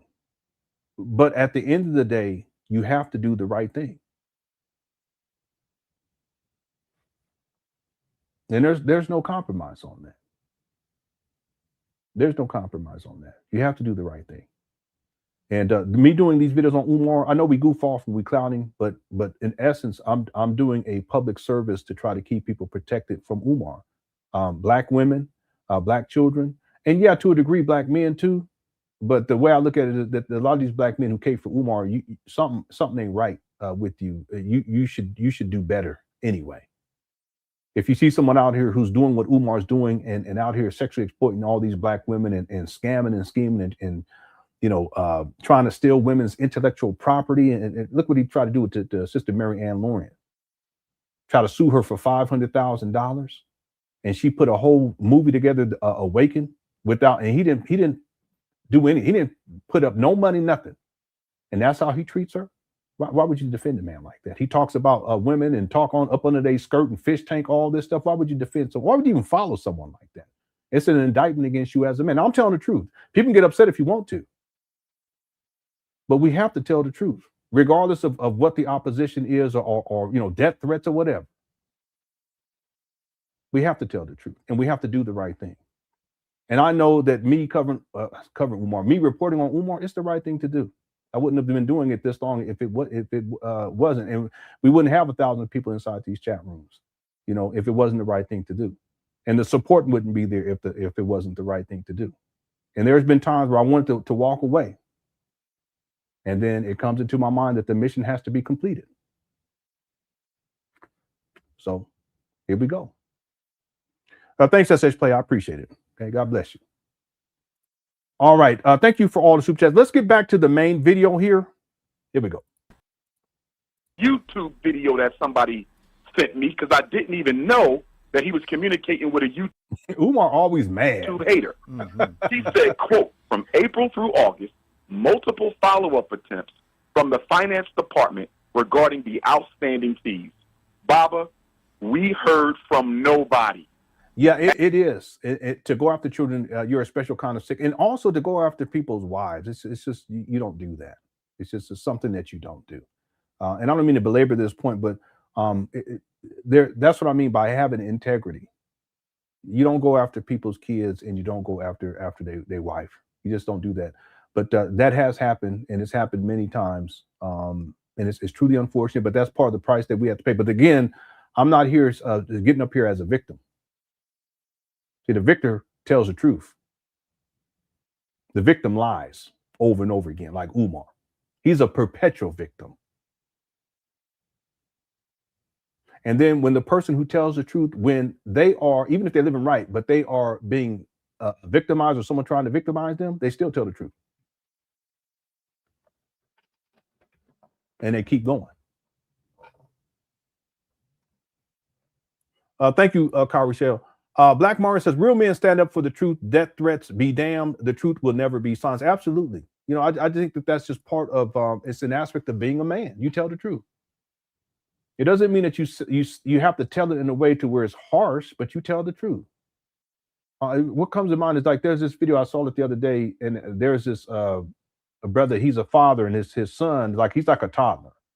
And the toddler, you can tell the toddler's acting up or something like that. And the father looks at him because they were watching, I think it was a soccer game or something together. It was a brother, you know, a black man. And he corrects the toddler's behavior. He's not yelling. He's not screaming. He ain't slapping on him or beating on him or nothing like that. But firmly, he tells him that you need to correct your behavior. He doesn't say exactly, I'm paraphrasing. But he's telling the child the truth. And the reason why in that case he's doing it, he's being a father. He's giving guidance. And you should see how, you know, at first the child, you can tell has some anxiety. But after the father tells him to settle down, he just sits down and settles down, and they continue watching the soccer game. I think it was a soccer game. Might have been football. Well, the point that I'm getting at is that the father was guiding his son by telling the truth, but wasn't doing it in a harsh way. It's not necessary, right? So when I tell the truth, it's not that I'm being harsh. When I criticize Umar, it's not that I'm being harsh. I'm being quite fair, right? Well, that too is part of being a man. Now, if I got on here and lied on Umar and painted false narratives about Umar, that's not manly. See, there's people who lie about me. There's people who lied about my wife. There's people who lied about my children. That's not manly or womanly for that matter, because there was women that did that too. Tiff DeGriff and I can't remember her name right now. Rest in peace. Yeah, she was the first person, rest in peace, that doxed my home address. I believe, I don't know what to say, but the fact that Umar got it from her. And then he posted it on his Instagram page and then told his followers to come and confront me at my residence. And then here we are live streaming today. We get another person talking about, you know, they're going to murder me. All right. Yeah. The truth will not be silenced. Real talk. The other thing too is that, you know, we don't know that real quick, and then we're going to get back to it and we're going to wind this down, that I already understand that we don't know the hour nor the day. So when it's time for me to go, it's going to be time. Okay. I don't mean to be macabre. Okay. But I've come to grips with that because I'm 50 years old. You have to think about it. Now I have one friend. Well, I don't even want to get into that right now. My mama sent me the thing and told me to call him and all this kind of stuff. I got to call him this week. Anyway, he down in San Diego. Shout out to him.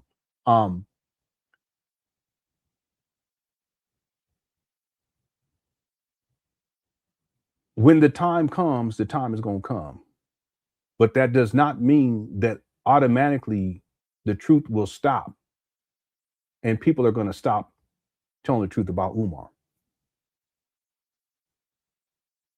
And all this is archived here on YouTube for people to see in the future, whatever. And if I, you know, God willing, if I get this documentary done before the time, because you never know, then that will be more than enough for people to take into the future so that they know the truth about Umar. Again, I don't lie on the guy. I don't create false narratives about the guy.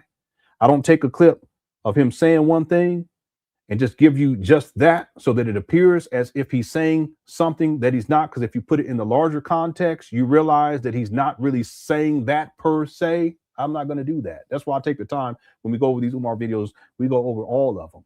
Over all these years, we go step by step through all of them. So there'll be reference. People can go back, go look at it, say, okay, well, is Lenon missing the context here? No, I don't play games like that. But I'll take my anyway. Thanks, Black Mario. Thank you for Super Chat. Okay, let's get going because we got to close this out in 19 minutes here. And we got quite a bit to go still on this video. We won't get to the whole thing. I don't think we have to. We just got to get through the part where he's lying about the city of Wilmington. I think he's almost done anyway. Here we go. At all. Real quick, shout out to the Cookie Crush chat. Thank you guys so much. Okay, I appreciate y'all being here. Also love y'all. I got to say that. We still have 1,033 people in the building. If you're enjoying the show, make sure you hit the like button, okay, if you don't mind. Also, if you haven't voted on the poll question, make sure you vote when you can. The poll question is, does Father David know that Umar Johnson is a scammer? We got over 1,226 votes. 72% said yes, 28% said no. Make sure you get your vote in as soon as you can. And let me just look and see where we're at with the likes. 477. Our goal is 500, so we're right there. We'll get there. Okay, thank you guys so much. You're very kind, all right?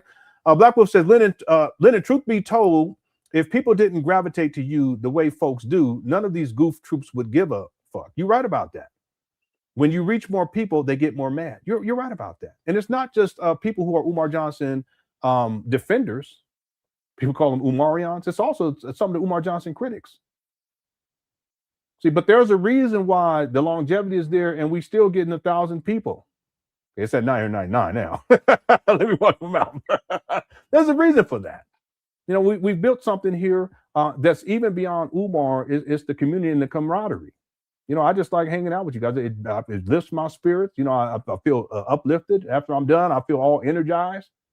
So, yeah, I appreciate that, you know. And I recognize that if I only got like 100 views, wouldn't nobody give a shit about, you know, anything they talk. They wouldn't be doing the death threats and lying on me, lying on my wife and my kid, and stalking my kids and shit. They wouldn't be doing any of that.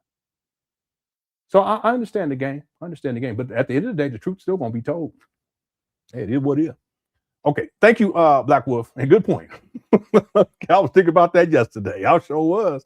Okay, let's go.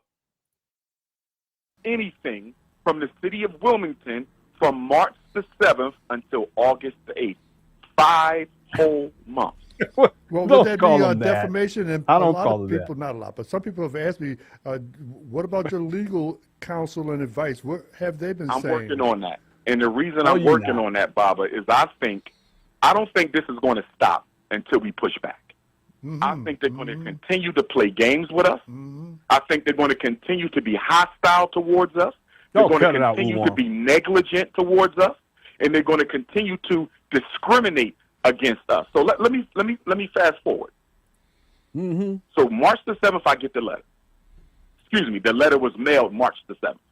I probably got it the last week of March, first week of April. I immediately called the Secretary of Delinquent Accounts. She said, see what L&I has. Delinquent accounts. So what did that tell you? Everything you need to know right there. Pay your bills. I pay my bills on time. I do the same thing with my credit card. What I do is we could do less than 8%. Usually we do 7%. And then the day after the closing date, we pay that shit off. That's it.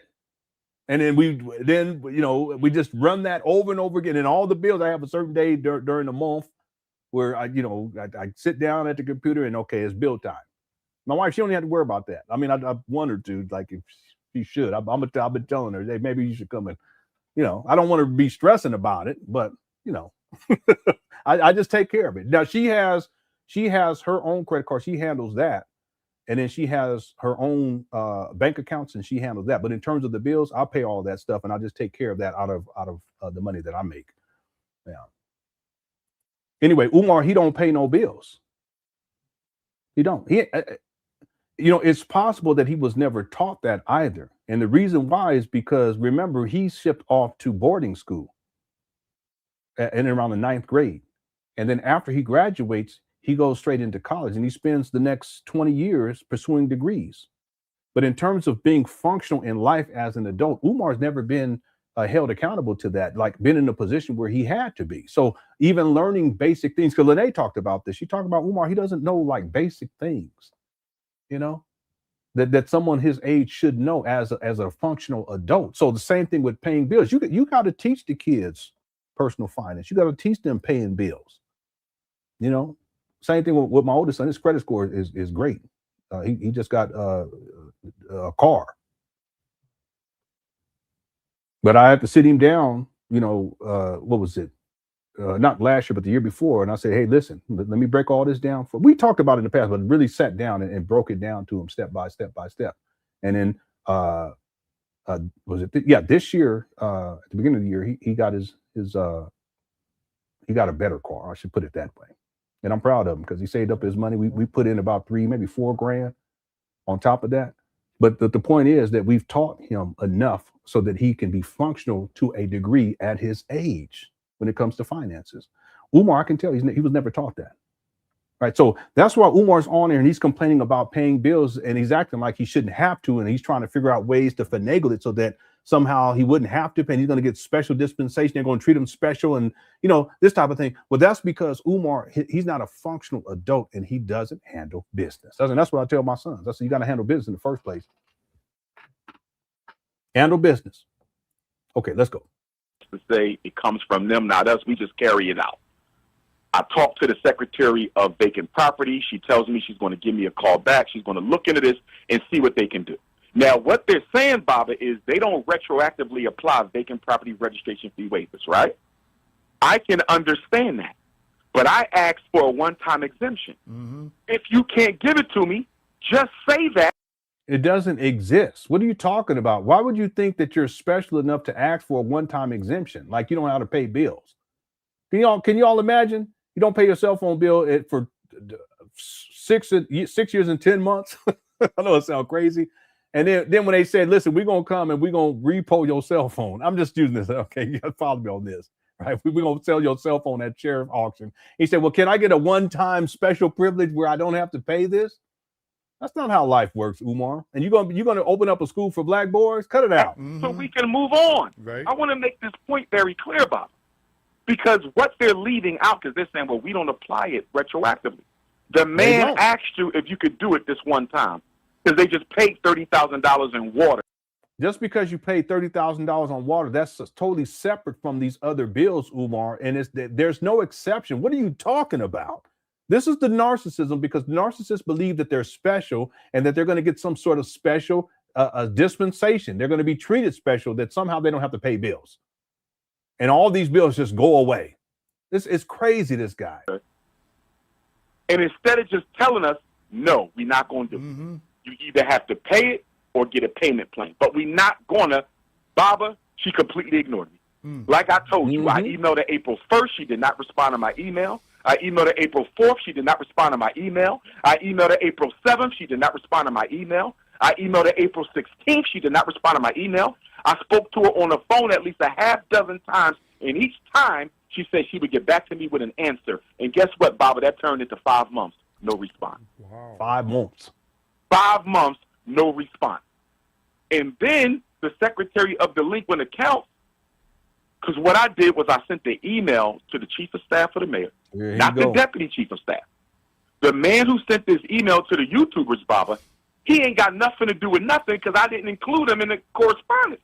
So you speaking about things you know nothing about.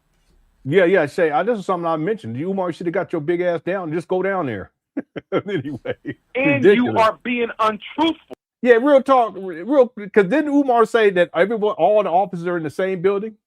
And it's not necessarily, because you can have a little satellite office off to the side or down the street. But let's assume Umar is correct on that. Well, if you know that, Umar, stop taking your big ass over to Africa.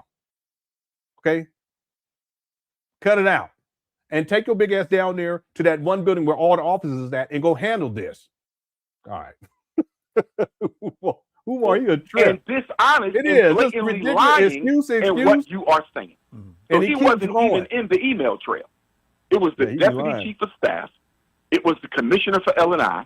It was the Secretary for Delinquent Accounts and the Secretary for Vacant Properties. So I emailed them and I asked 3 questions, Baba. And guess what? Nobody has answered the questions yet. Wow. They answered everything but my question. These are the 3 questions. Why didn't the Secretary of Vacant Properties respond to my... It smells like somebody making some cake or something. I wonder what's going on there. I don't know, lemon cake or something. Maybe I'm hungry. Constant emails and constant phone calls seeking clarity, Baba. Seeking clarity. Mm-hmm. And I got none. I asked why. Were we not due a response? How are we supposed to do things the right way if you can't even pick up a phone and return a voicemail? You can't even return an email. Baby. What's up, Black Anonymous? Why did we get no response for 5 months? I got no answer. He's so sassy. And then I asked, why didn't we get any follow-up mail, Baba, from March to August about the sheriff lien? Because here's what I was thinking, Baba. My fault. Here was you. Okay. All right, they're not responding to my emails. Mm-hmm. They're not responding to my phone calls. Okay. So because we paid $30,000 in water, half the debt was paid, I assume they're going to leave us alone. What in the world are you talking about? The water, that's two separate things, Umar. You got the storm drain or storm water bill, that's separate from your actual, I already explained this, from the water bill that you have with the water company. So just because you allegedly paid whatever you said you paid, which you don't provide any receipt that you paid, but let's assume you're telling the truth, that somehow you don't have to pay these other bills, that's not how life works, man. You need to cut it out. You sound so stupid. I mean, my children have more sense than this. Does that make sense to you, Bob? No, real talk. If I sat my youngest son down and explained this, I said, son, if you have two different bills, one of the bills is for $10,000, the other bill is for $40,000, and you pay off the $10,000, and then you go to the company for the $4,000 or $40,000, you tell them, listen, can I not pay that bill because I just paid the other bill? Would they be okay with that? Would that company be okay with that?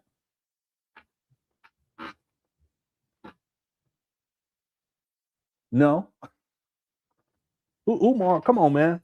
Ridiculous. I would have thought, but you know, if they are in a state of war, they want you to fail. I want you to follow my logical. Yeah, okay. In other words, there is no logic. It's illogical. The person responsible for handling this for us refused to call us back and refused to respond to an email for 5 months.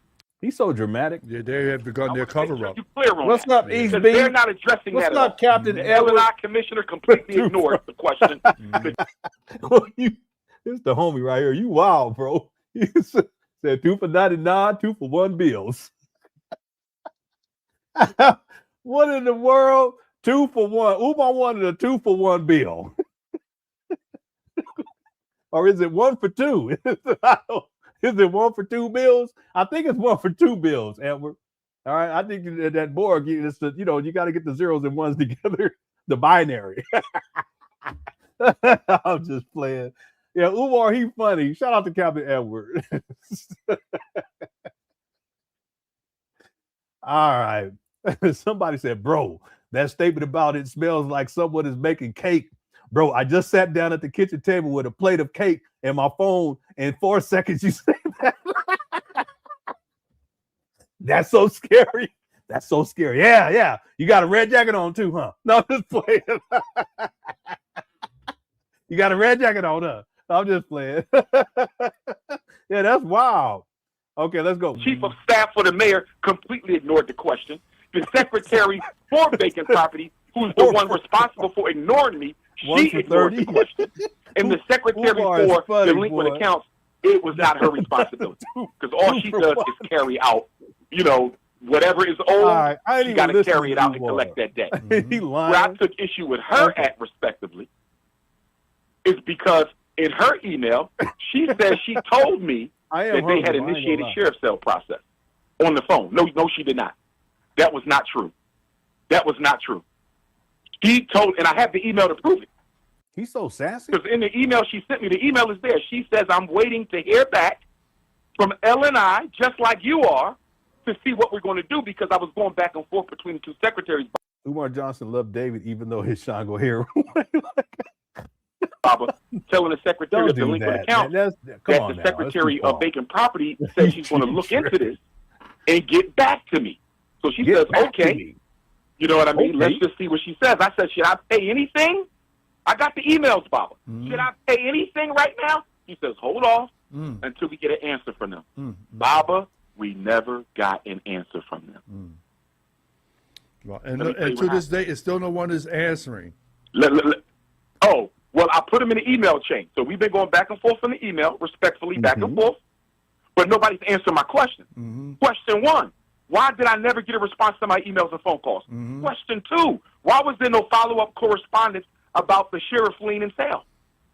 Yeah, I wish I had that receipt. I can't. Was it Brother Jay Witt that had that? Let me go check. It was either him or it was the Basic Black podcast where the representative emailed back. I have it. I just don't know where I put it and how I archived it. They emailed the person back with a list of the dates that they communicated with Umar, or they attempted to communicate with Umar. Yeah, I wish I had that because I could show it to you guys right now. That would have been perfect, but I can't remember how I archived that. I apologize. Baba, all they had to do was call me and say, listen, Doc, we know you paid $30,000 in water, but if we don't get that other $30,000 in vacant property, we're going to have to sell. Or send an email. Baba, David, they said nothing at all for 4 months. So now, I'm home chilling. Here he goes. And I start getting text messages from my supporters. Dr. Umar, the struggle streamers are on YouTube. Yeah, Basic Black podcast, and we covered his video. I think wasn't that yesterday? I think it was yesterday. He shows the initial correspondence, but I'm talking about where there was an actual itemized list of the city or reaching out to Umar. I can't remember if that was. I'm on his page right now, Basic Black Pod. If anyone has that or they know what I'm talking about or where I can find it, if you can email me a link to it, I'd appreciate it. Okay, or email me where I can find it, because that would be perfect. But I'm looking on there right now. Let me see if I can find it. And they have a letter claiming your school is going to be sold in 20 days if you don't pay off the full balance. So, Baba, I'm automatic. Yeah, he's talking about me. He just don't want to mention my name because that's right here with the munition. He's such a coward. Thinking that this is a lie because, you know, the YouTubers, they make up stuff all the time. They don't believe in the truth. They do not believe in the truth. They believe in views and clicks. And they will make up anything to satisfy their audience so they can get their views and clicks. So I'm thinking it's a lie, Baba. I'm like, we ain't got nothing in the mail. I just checked the mail yesterday. Baba, okay, I found it. It is the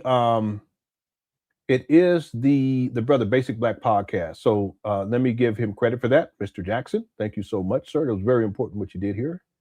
And I verified it too because I'd contacted the Daniel T. Walker, and asked to verify that he sent this email. He did. So this is confirmed. So let me do it this way. Let me see. Yeah, let me let this play. I'll pull it up. I'll have to copy and paste. I was just down there and checked the mail. So because this could be true, I call a Garveyite sister in Wilmington, Delaware, who lives near the school. And I said, and I also text my brother Kev, and I text one of my neighbors. I text 3 people asking them to go past the school and see if there's another set of paper on the front door, because the haters, Baba, stole the set of sheriff's cell paperwork no, they didn't. Frederick Douglass High School doors. Cut it out. He'd be lying. And sent it to YouTube. You feel me? So that means there's enough. Listen, you don't have to steal anything to send, and they send it to me. Umar, you're so stupid. Why you got to do? I mean, he lies, so it's just so unnecessary. Why you got to take it further and say, hey, listen, it was stolen and they put it on, they took it to YouTube. No, what you should say is that someone, like I told people when I broke the story, someone took a picture of it and they sent me the pictures. That's it. But you got to turn it, everything got to be over the top. That's what I mean by you're a master manipulator, because you got some people, some of these people believe in this foolishness. You so over the top, you lie all the time. You know, I'm starting to think that you're not just a pathological liar, that you're a habitual liar at this point. Real talk. Set on the Garvey building.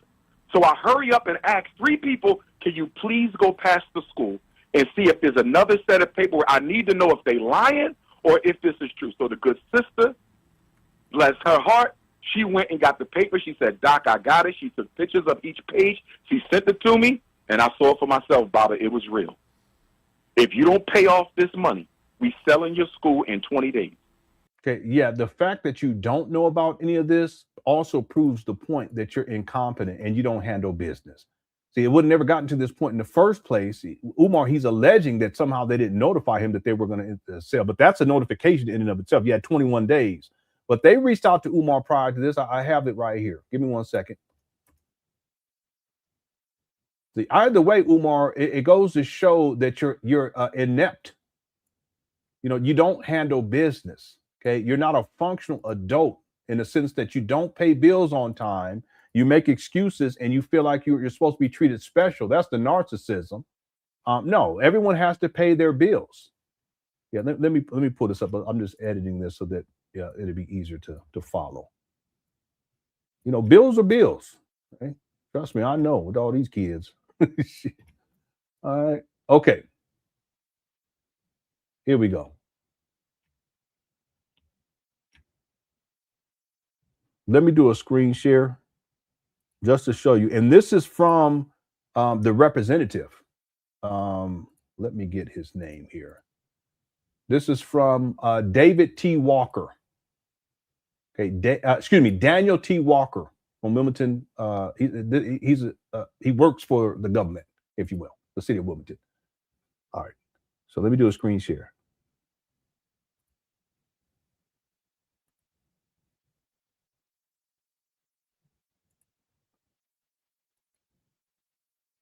All right, here we go.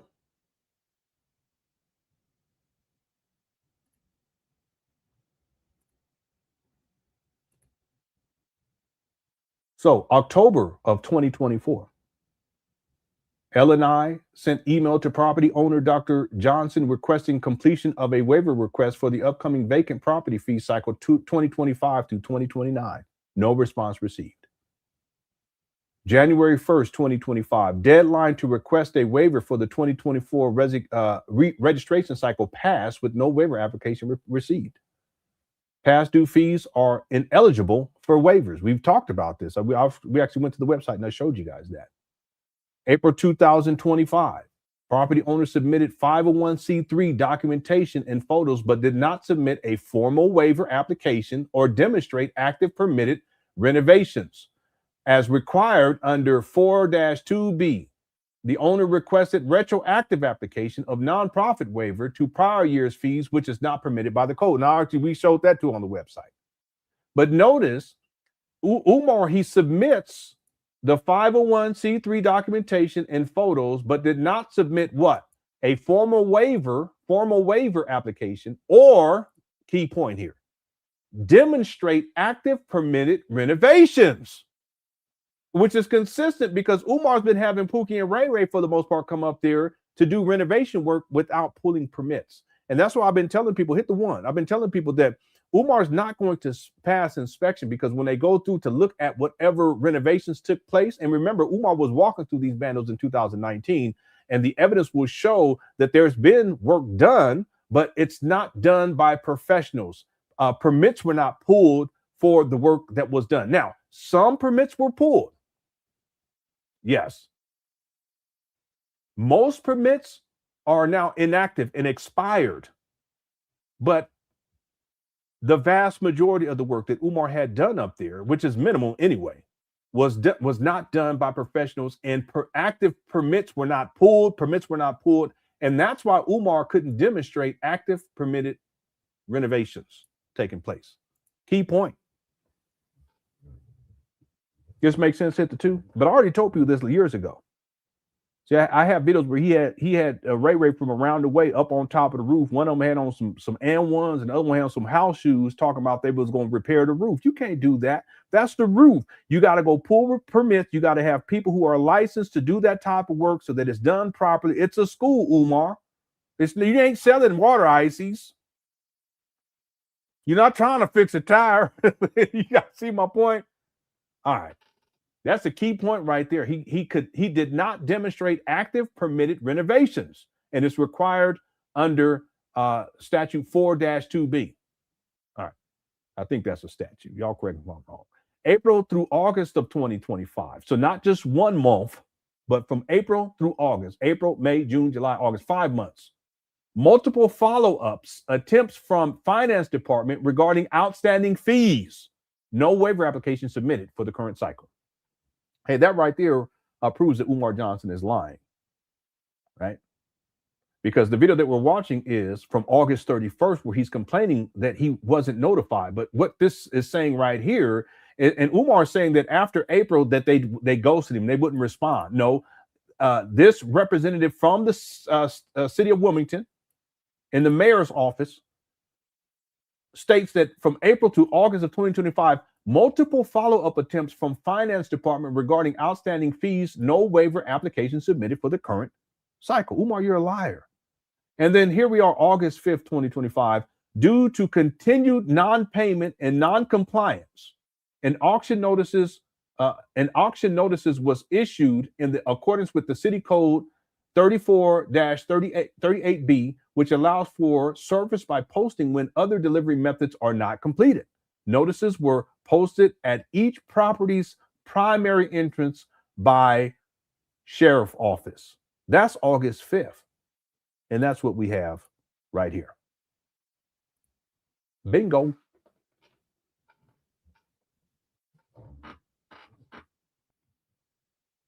Yeah, Umar, he lies so much, and it's so unnecessary.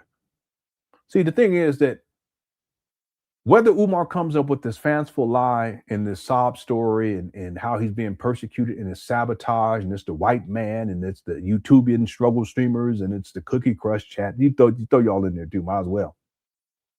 Whether he does that or if he comes out and tells people, hey, listen, we have all these past due bills. I haven't paid on them because we didn't have the money. In order to save this school, we need to raise $38,000, whatever the amount is, $36,000, $38,688, whatever it was. And I got to look now to see. $38,388.22. And if he told people that money then people would have came up with the money because they believe in this foolishness. You know, but the truth is, let's say it this way. I believe that Umar had money, that he could have paid this, but he was trying to get the hookup. He wanted to do a 1 for 2. He wanted to pay one bill for 2 bills. And that's why he comes up with the story about his bank accounts being frozen, because somehow that's why he didn't have access to the money to pay this. So he doesn't have access. He needs money for donors to send him more money. I believe he had some money, but he wants y'all to send him more because he knows he had to pay this bill. Why not just say, hey, listen, we need this money to pay these bills? Why you got to concoct this story, lie on the city of Wilmington, say that it's racism and that you're going to sue them and you're going to march against them? Notice none of that happened. Well, Umar, he's a pathological liar and he's greedy. He's just greedy. He could have come out of the pocket. He came up with the money somehow to pay Marianne Lauren $68,600. Where'd that money come from? This guy, boy, he's sick. Ain't no telling how much money he really sitting on. And he acts like, his bank accounts were frozen and he needs money for himself and money for his mama so that people send him more money. Boy, I'm telling you, he's diabolical with it. Real talk. All right. Okay. We were supposed to be done 9 minutes ago. Let's wind this down here. Thank you so much, everyone in Cook Rush chat. Your question. How did we go from April the 1st? Can I get a one-time waiver exemption applied retroactively? Because if they again, he's saying April the 1st, but the receipts show, here you go. This is from the city of Wilmington. That April 2025, the property owner Umar submitted a 501c3 documentation and photos, but did not submit a formal waiver application or demonstrate active permitted renovations as required under 4-2B. The owner requested retroactive application of nonprofit waiver to prior year's fees, which is not permitted by code.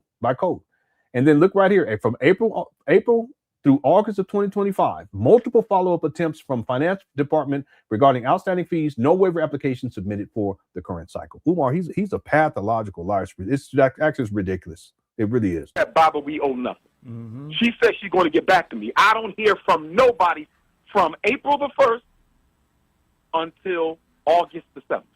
No mail comes from the March 7th letter. Oh, cut it out, Umar. Black Wolf says, Lenon, you should try to go on Baba for real. Father David show for real. Cook Chat will flood the spot. So with Umar's logic, when I pay my gas bill, my electric company shouldn't say shit. Yeah, when you pay your gas bill, the electric bill, you ain't got to worry about that because it's a 1 for 2. Or is it 2 for 1? I don't know. I don't know. Somebody correct me on that. I think it's 1 for 2.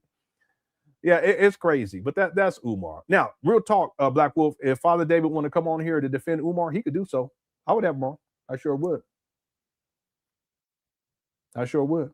There's other people who tried to come onto my platform to defend Umar. There's this one brother, and he keeps sending me email. He's a bugaboo. I told him to just leave me the fuck alone, but he keeps sending me email. That's the thing. He older too. He's like 60. They don't understand boundaries. Okay, if I say I don't fuck with you because you're trying to defend Umar, you shouldn't keep emailing me. Who does that? You ain't got shit to do. 60 fucking years old, defending Umar. Ridiculous. It's a brother from the Black conscious space.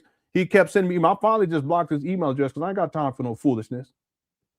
And it's a Pan Africanism, and we have to set aside Umar's faults for Pan. I don't want to hear no shit about Pan African. The reason why you're gonna set Umar's faults aside because he's an alleged Pan Africanist. I don't want to hear that shit.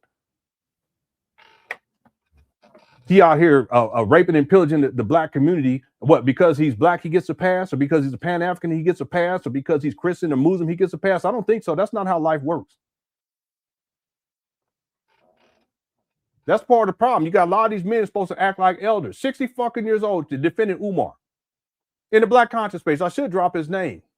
Keep emailing me. He's a bugaboo, just like Umar Johnson's daddy, bugaboo.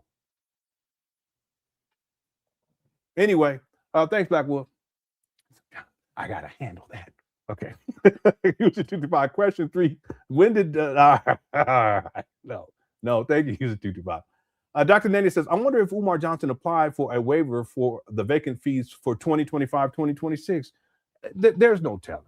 He doesn't handle business. And Dr. Nanny, that's why I was saying, even though Umar resolved this issue, it's going to come up again if he holds on to these buildings long enough because he doesn't handle business. It's going to come back up again. It's inevitable.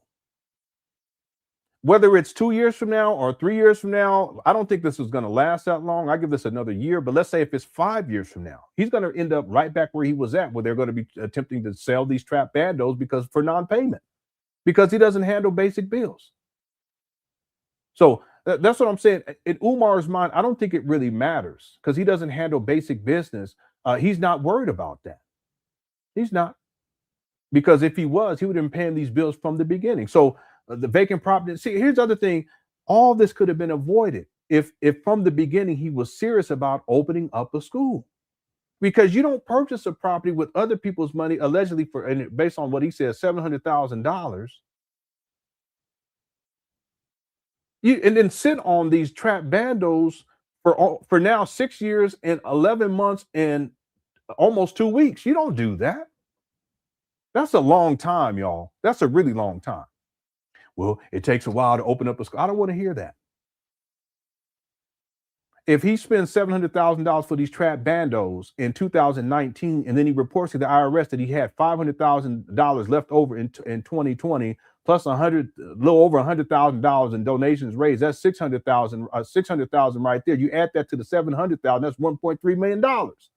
You just that right there. We're not talking about all the other money Umar's raised. We're talking just from the amount that he spent allegedly in 2019 and the amount that he raised and he shows on side of his tax form for 2020, which actually shows in 2021, because okay, it's a little complex, but just trust me on that. That's more than enough to get something started somewhere. But he was never serious. $700,000 plus $500,000, that's $1.3 million right there.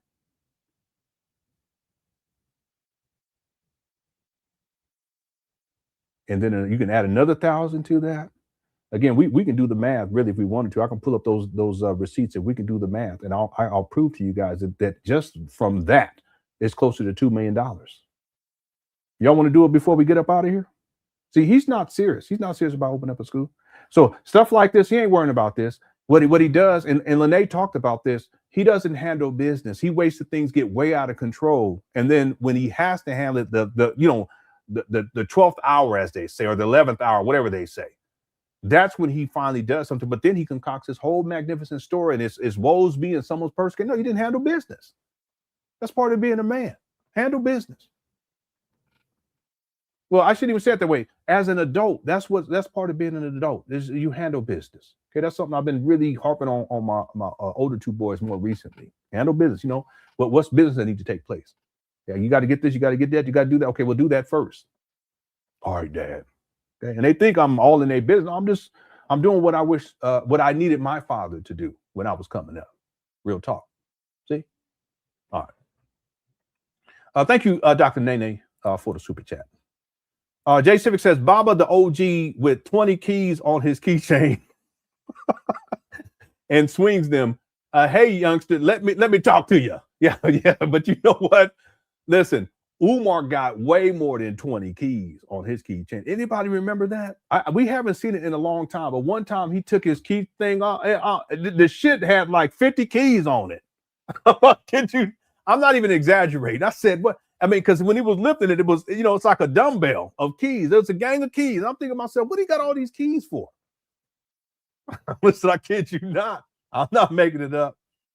Okay. Yeah, so Baba May got 20 keys, but he ain't got nothing on Umar. He ain't got nothing on King Kong.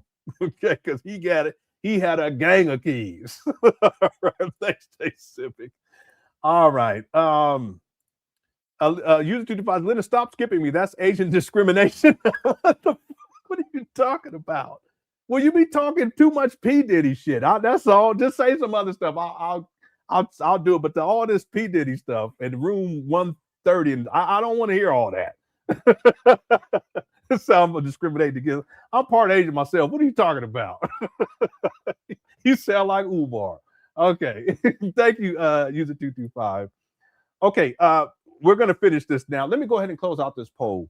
In fact, let me do that now just so that we have it archived here in the chat room. 1,319 votes. Thank you so much. Does Father David know that Umar Johnson is a scammer? 73% said yes. 27% said no. Okay. Thank you guys. Everyone who placed the vote on this poll. I'm going to close that out here.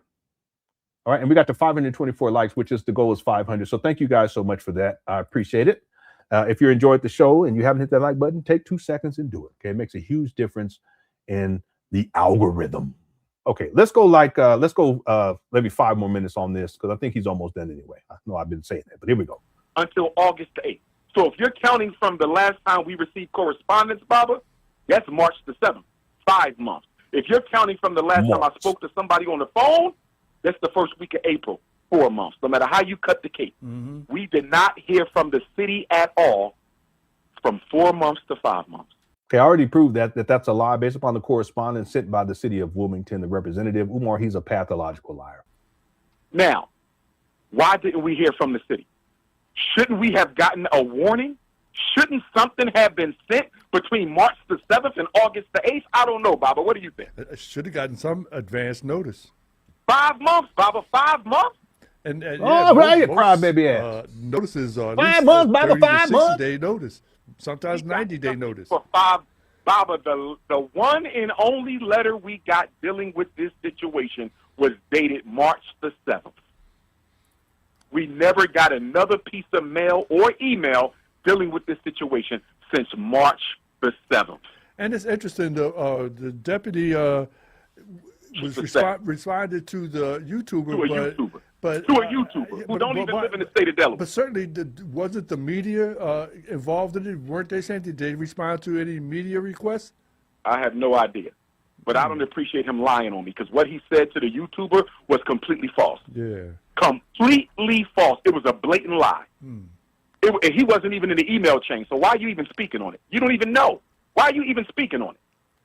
So anyhow, when I get that, that's when I emailed the Chief of Staff, Commissioner for L&I, Secretary for Vacant Property, Secretary for Delinquent Accounts, saying, hey, what's going on? Mm-hmm. God didn't say nothing to us for 5 months. Remember, Baba, they're not communicating with us, so we don't know what's going on. She won't call me. She won't respond to an email. You see this? Umar sound like he talking about a girlfriend and shit. She won't call me. She won't. And now check this part out, Baba. This is going to be real interesting. Okay. When I first emailed her October 14th, remember, we don't get the letter till March the 7th. Mm-hmm. When I emailed her October 14th about the waiver, I automatically submit the waiver. The waiver letter. It's not a form. It's the letter. I sent it. Mm-hmm. And she says, well, you got to wait till you get the bill and make sure the bill number is on it and make sure it's in a Word document. And we just talked about that earlier. That's what right. difference does it make? What difference does it make? That's right. If it's a Word document or in the email, either way you got to print it out. Either way it's in text. What is the problem? Yeah. Because you don't want to process my weight. And maybe that's why she never called me back. Maybe that's why she never responded to none of my emails, and nobody has addressed that yet. Wow. I ain't heard a word Umar sound like a scorned lover, don't he? yet on why we were ignored for 5 months. I ain't heard a word yet on why we didn't get any communication from any department at all about this intent to sheriff lean and sell out schools. Check this out. If we don't get that notice on the front of that door that night, our schools would have been sold, and we'd have not even known until they were gone. Wow. Think about that, Bob. Yeah, see, that's why I lean towards the theory that Umar Johnson wanted these bundles to be sold, but that by me reporting on the munition that was posted, that it messed up his plans. You guys understand what I'm saying? Yeah, I'm leaning towards that theory at this point, based on what Umar's saying right there. Phone call, not an email, not a letter in the mail. They went behind our backs, knowing we were waiting for some feedback from L&I vacant property secretary. They went behind our backs, no information at all from anybody for 5 months, and they go to the sheriff. They go to the court, get their judgment, and go straight to the. Who decided to go to court on August the 5th? Yeah, I thought that they had to Don't we have a right legally. to know that? I thought they legally had what to. was it about August the 5th, Bob? Who decided to go to court on August the 5th? And why did y'all choose August the 5th? Run up the chain. Run up the chain and see who authorized what. They won't give me no answer. They won't. And I'm going to tell you why. I think one of the reasons, shout out to the brothers and sisters in Wilmington, Delaware, because you know I get a lot of love down there. I've been getting hundreds of calls from the brothers and sisters who live in the Wilmington area because they're looking forward to the school for their boys, and they don't like this at all. And some of them are telling me that the city has done this to other black property owners. Wow. They say, you're not the first, Dr. Umar.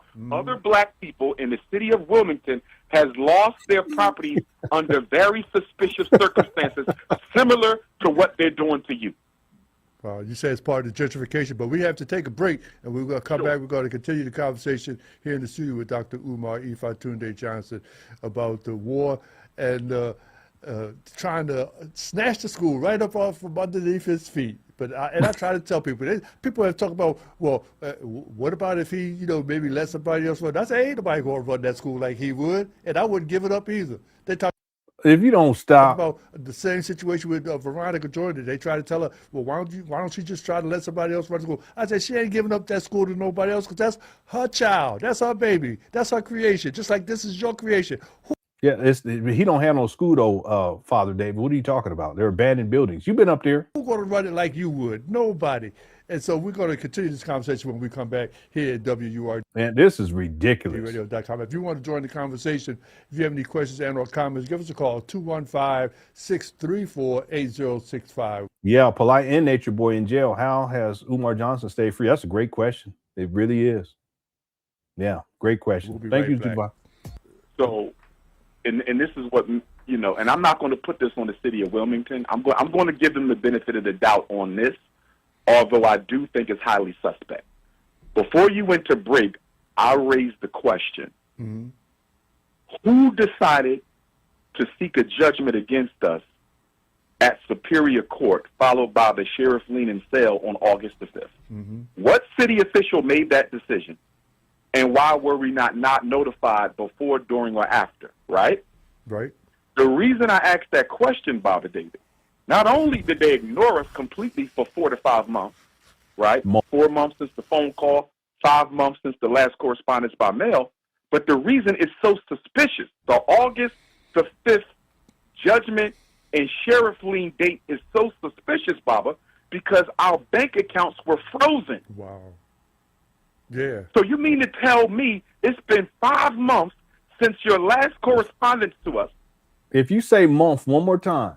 And it just so happens that the date you choose to go and get a judgment against us to sell our schools coincides with the exact time that our school account is frozen and we can't touch it. Well, you know, you've often told us about a shadow Yeah, government. you see that right there? How his accounts were frozen at the exact time. That's what I'm saying. Umar's diabolical. He's diabolical because he sets all that up way, way in advance.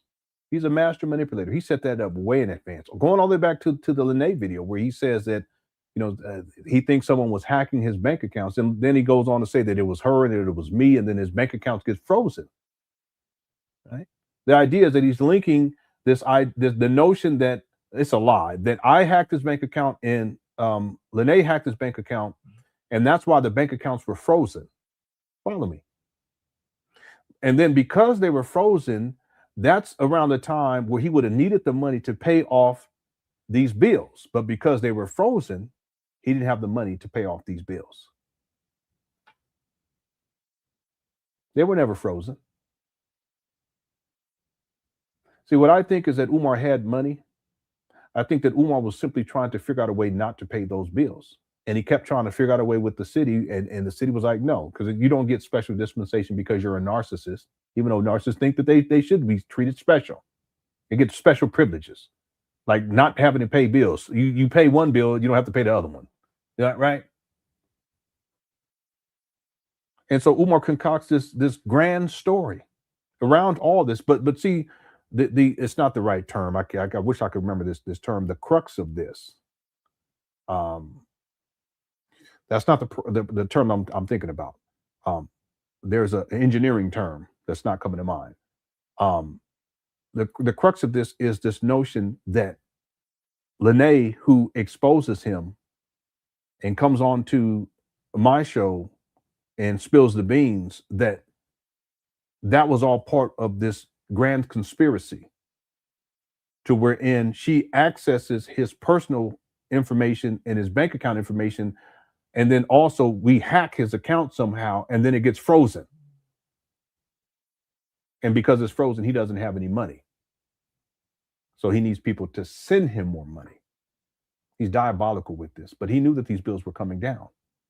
He just has to concoct it so that the people can send him money so they can pay these bills.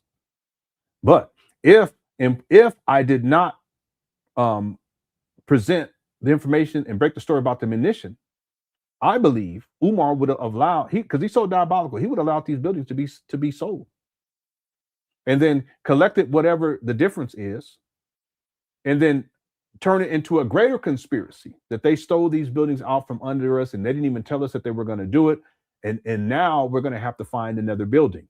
But then he has all the money that's going to come back to him from the sheriff's sale, whatever is left over, right? And then he takes that money, and plus all the money that people have sent him in donation to quote unquote save the school. And then now he can either, I don't know, move to Africa, or he can just start the scam all over again. We got to find another building, and we do have money that we have left over. We're going to find it. But he just starts it all over. He's diabolical with this, but it goes all the way back to the Lenon video, the fish tank video, where he sets all this up. I'm telling you, he's diabolical. That's Sith level, real talk, Sith Lord level. Both nationally and locally with city government, state government, there's always a shadow government that runs things and have their fingers on things. That's too much of a coincidence. Right. I'm not going to put it on them because I can't prove it, but that is too much of a coincidence for me to overlook it. He can't access the school money to pay us right now. And it just so happens at the very time this happened. See there it is. We're going to try to sell a school building. I think it was coordinated, but I'm not going to put that piece on them because I can't prove it. But make a long story short, Baba, we was able to get the money, and we was able to pay it off completely. Okay? But when you go to the city's website, it says that we took out a payment plan. We didn't take out no payment plan. Yeah, cut it out, Umar. You took out a payment plan. Why don't you shut up? You're just so stupid. We paid the whole amount. Now, don't get me wrong, Baba. For me, it's not a big deal. But because y'all like giving our business out to the public, make sure the information is accurate. Why does it say? And I never saw that. I never saw that on the website that it was a payment plan. Did anyone see that? what I thought was that someone reported that he paid it out in full. So I don't know, Umar anyway. We entered into a payment plan. Misinformation. Into a payment plan. We paid off the whole judgment.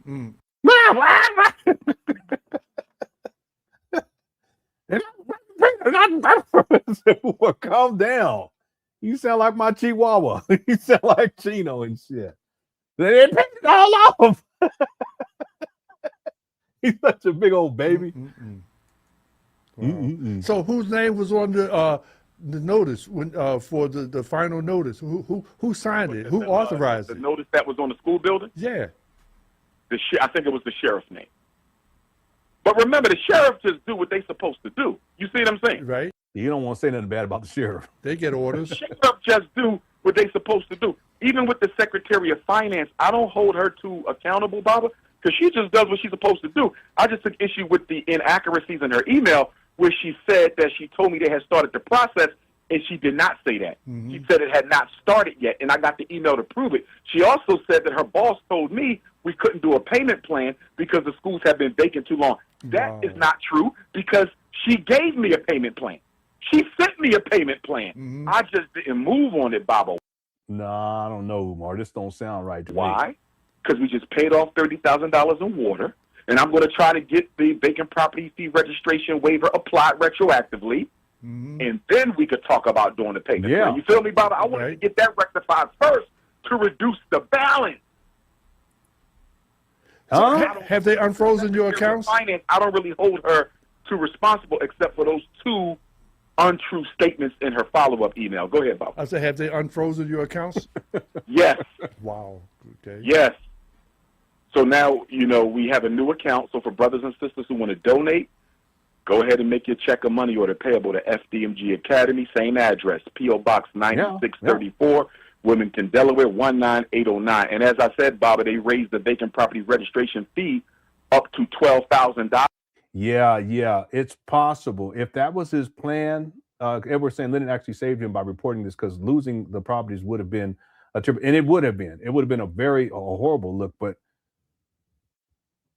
Umar, his goal is to extend this as long as possible, even if it's not a good look.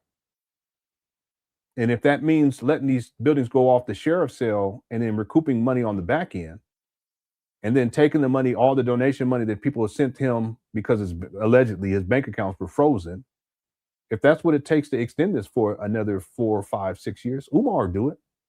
See, keep this in mind, that when Umar purchased these trap bundles in February of 2019, online records say $400,000, but Umar says for $700,000, around $700,000. We'll just go with $700,000.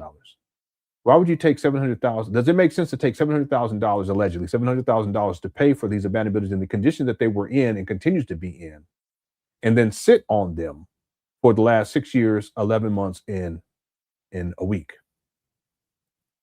See, it really doesn't make sense unless taking $700,000 to acquire these trap bandos to extend this scam indefinitely while still collecting money. See, if you're doing that, then it makes sense from the vantage point of someone who's a con man and a scam artist. See, in other words, Umar acquiring these abandoned buildings, it's not a good look based upon the condition that they were in and continues to be in 2026. However, what it did, I should say, for Umar is it extended this scam for another 6 years and 11 months, at least 6 years and 11 months. At this point.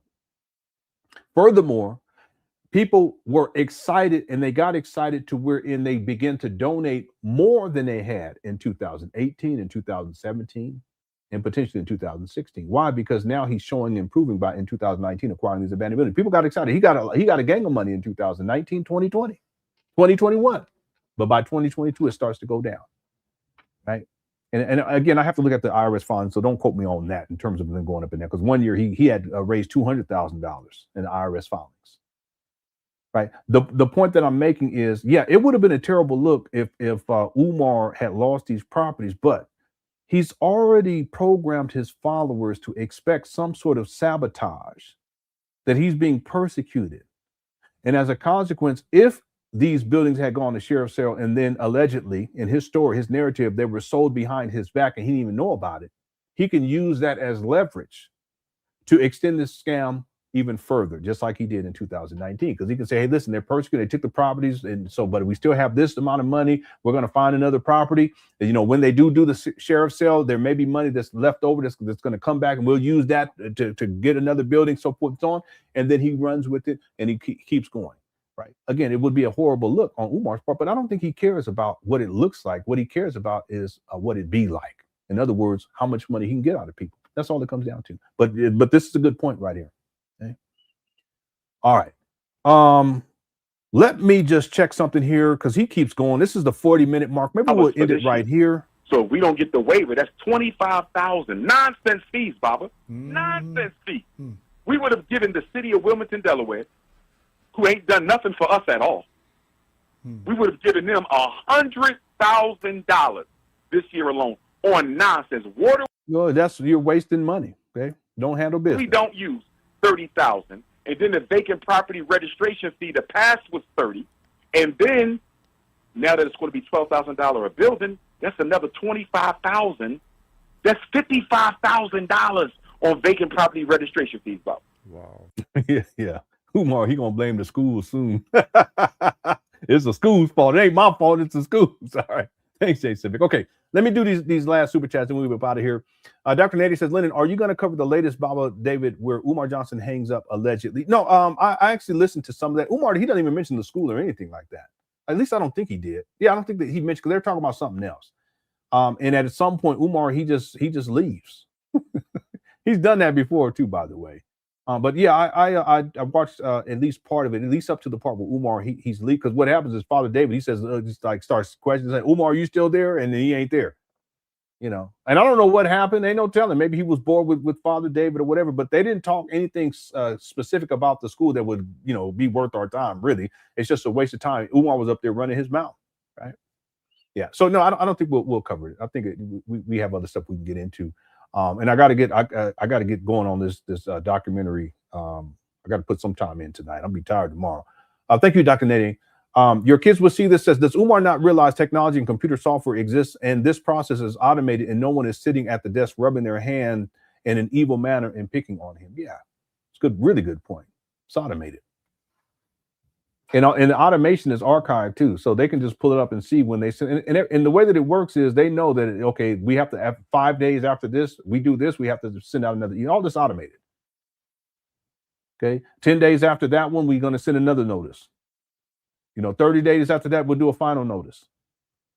Okay, and it's not like they sit there and they have to actually send it and type it out. I mean, they have it automated. It's autofill. You just put the name in automatically, and it's and send it to them. That's it.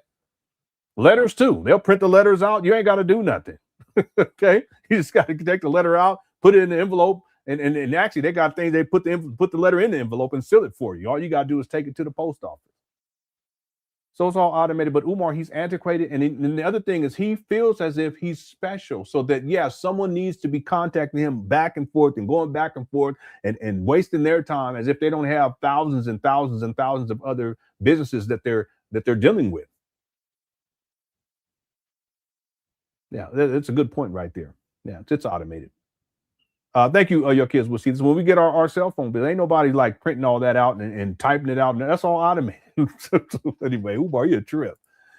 Thanks for the super chat. Miss Vernica says Umar acts that he acts like the people owe him the nerve. Yeah, but that's the narcissism, the sense of entitlement. That's a huge thing. All this is rooted in narcissism, but it's also Umar. It's like a script that he's trying to put out there. It's a false narrative that he's trying to put out there in order to justify why it is that he didn't pay these bills in the first place. And he's had almost 7 years to pay them. Okay, let's be fair, about 6 years to pay them, right? To start. If he had started back then, they wouldn't have accrued and got to this point. But he wants to make it seem like it's this grand conspiracy, but that's the entitlement. He feels as if they're supposed to give him special treatment and that they owe him something. The city of Wilmington haven't done anything for us. Well, what have you done for the city of Wilmington, Umar? And it's not their responsibility to do anything for you. But what have you done? They didn't make a promise and collect $1 million to open up a school for your, let me stop. You're the one who promised that you took millions of dollars to open up a school in Wilmington, Delaware, and it still ain't open. It's an abandoned building with mold all over the place. But they owe you something? Okay. That's the entitlement. That's the narcissism. User25 says, no way he can keep these buildings. This will repeat. Yeah, that's what I'm saying. Again, I don't think that this is going to go on, at least in the city of Wilmington, past another year. Let's say I'm gonna say after February. Let's say a year after February. So we're going to use the when Umar makes the announcement that the school that he acquired the school in February of 2009. I think it was February. I can't remember. February 7th, I think.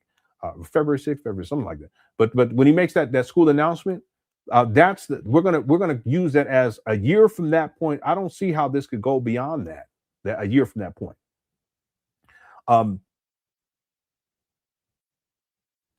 If somehow he keeps this going, everything's going to end right back up to where it was in 2025. At some point, it's going to end back up there. He ain't paying the bills, and they're going to go up to the sheriff's sale, and it's going to, because he don't handle basic business. Okay, thank you, user. All right, I think I got to all of the super chats. Thank you guys so much. We went way over the time that I had anticipated, but it's all good. I want to thank you guys so much for tuning on in.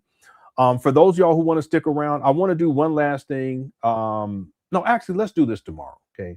Well, actually, I don't know if here's the thing. I don't know if I'm going to live stream for everyone tomorrow. It just depends on how much I get done on this documentary.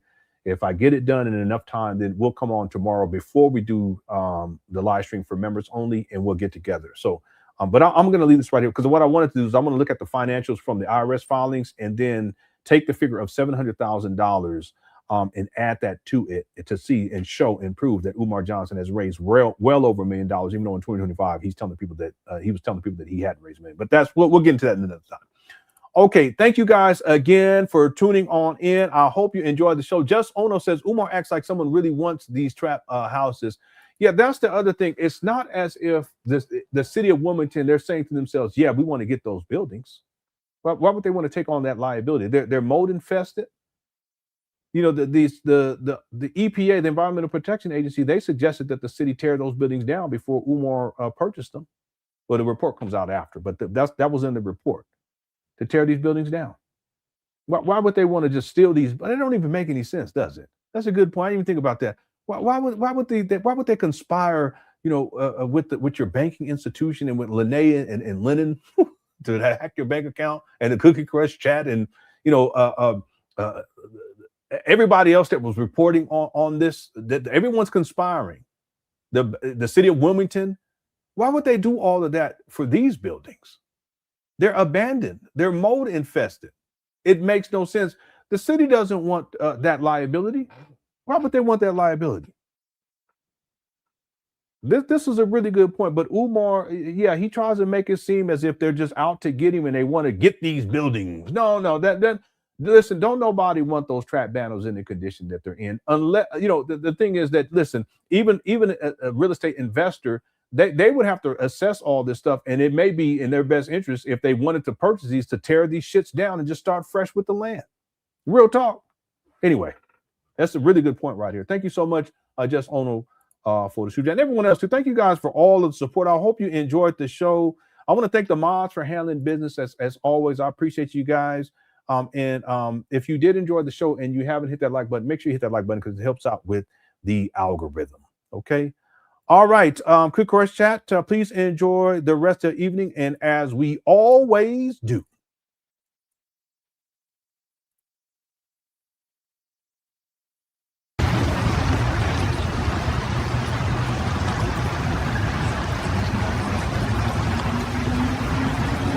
Rap people, great work today.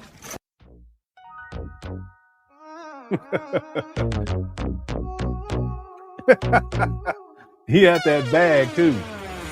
Let's go.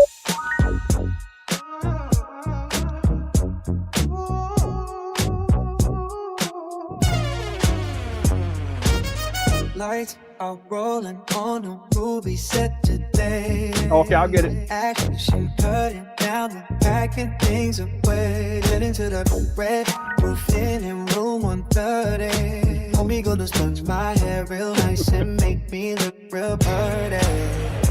Rose over hoes, that's how we roll.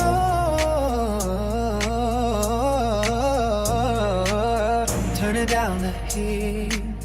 You know where we meet. At the Red Roof Inn in room 130. My guy gonna do my hair and make me look real pretty. Ain't no couch where he can sleep, but the bed real sturdy. So come and stay the night in room 130. Drink so big they barely fit the silver screen. Director yells, heard as we end another scene. Red roof nights, when me and the homie B sponge my hair all night. Probably won't get no sleep. Bros over who's, that's how we roll. Turning down the heat, you know where we meet. At the Red Roof Inn in room 130. My guy gonna do my hair and make me look real pretty. Ain't no couch where he can sleep, but the bed real sturdy. So come and stay the night in room 130.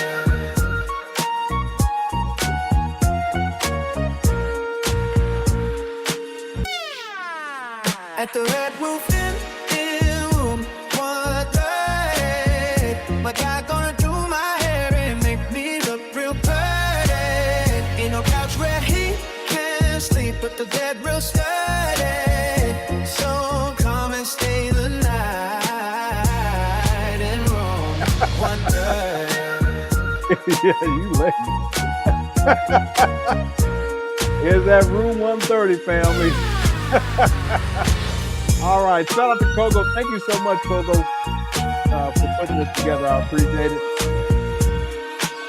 All right, you guys please enjoy the rest of the evening. Okay, I appreciate you guys, and one way or the other, I'll be back tomorrow. Either we'll do for sure we'll do a live stream for members only, but if I have the time, we'll do get together maybe for an hour or so before that member only live, and we'll get together all together, if that makes sense. Okay. Thank you guys again. Thanks everyone for all of your support. I appreciate the prayers and all that stuff. I appreciate that as well. God is good. Okay. Love y'all. Take care. Peace.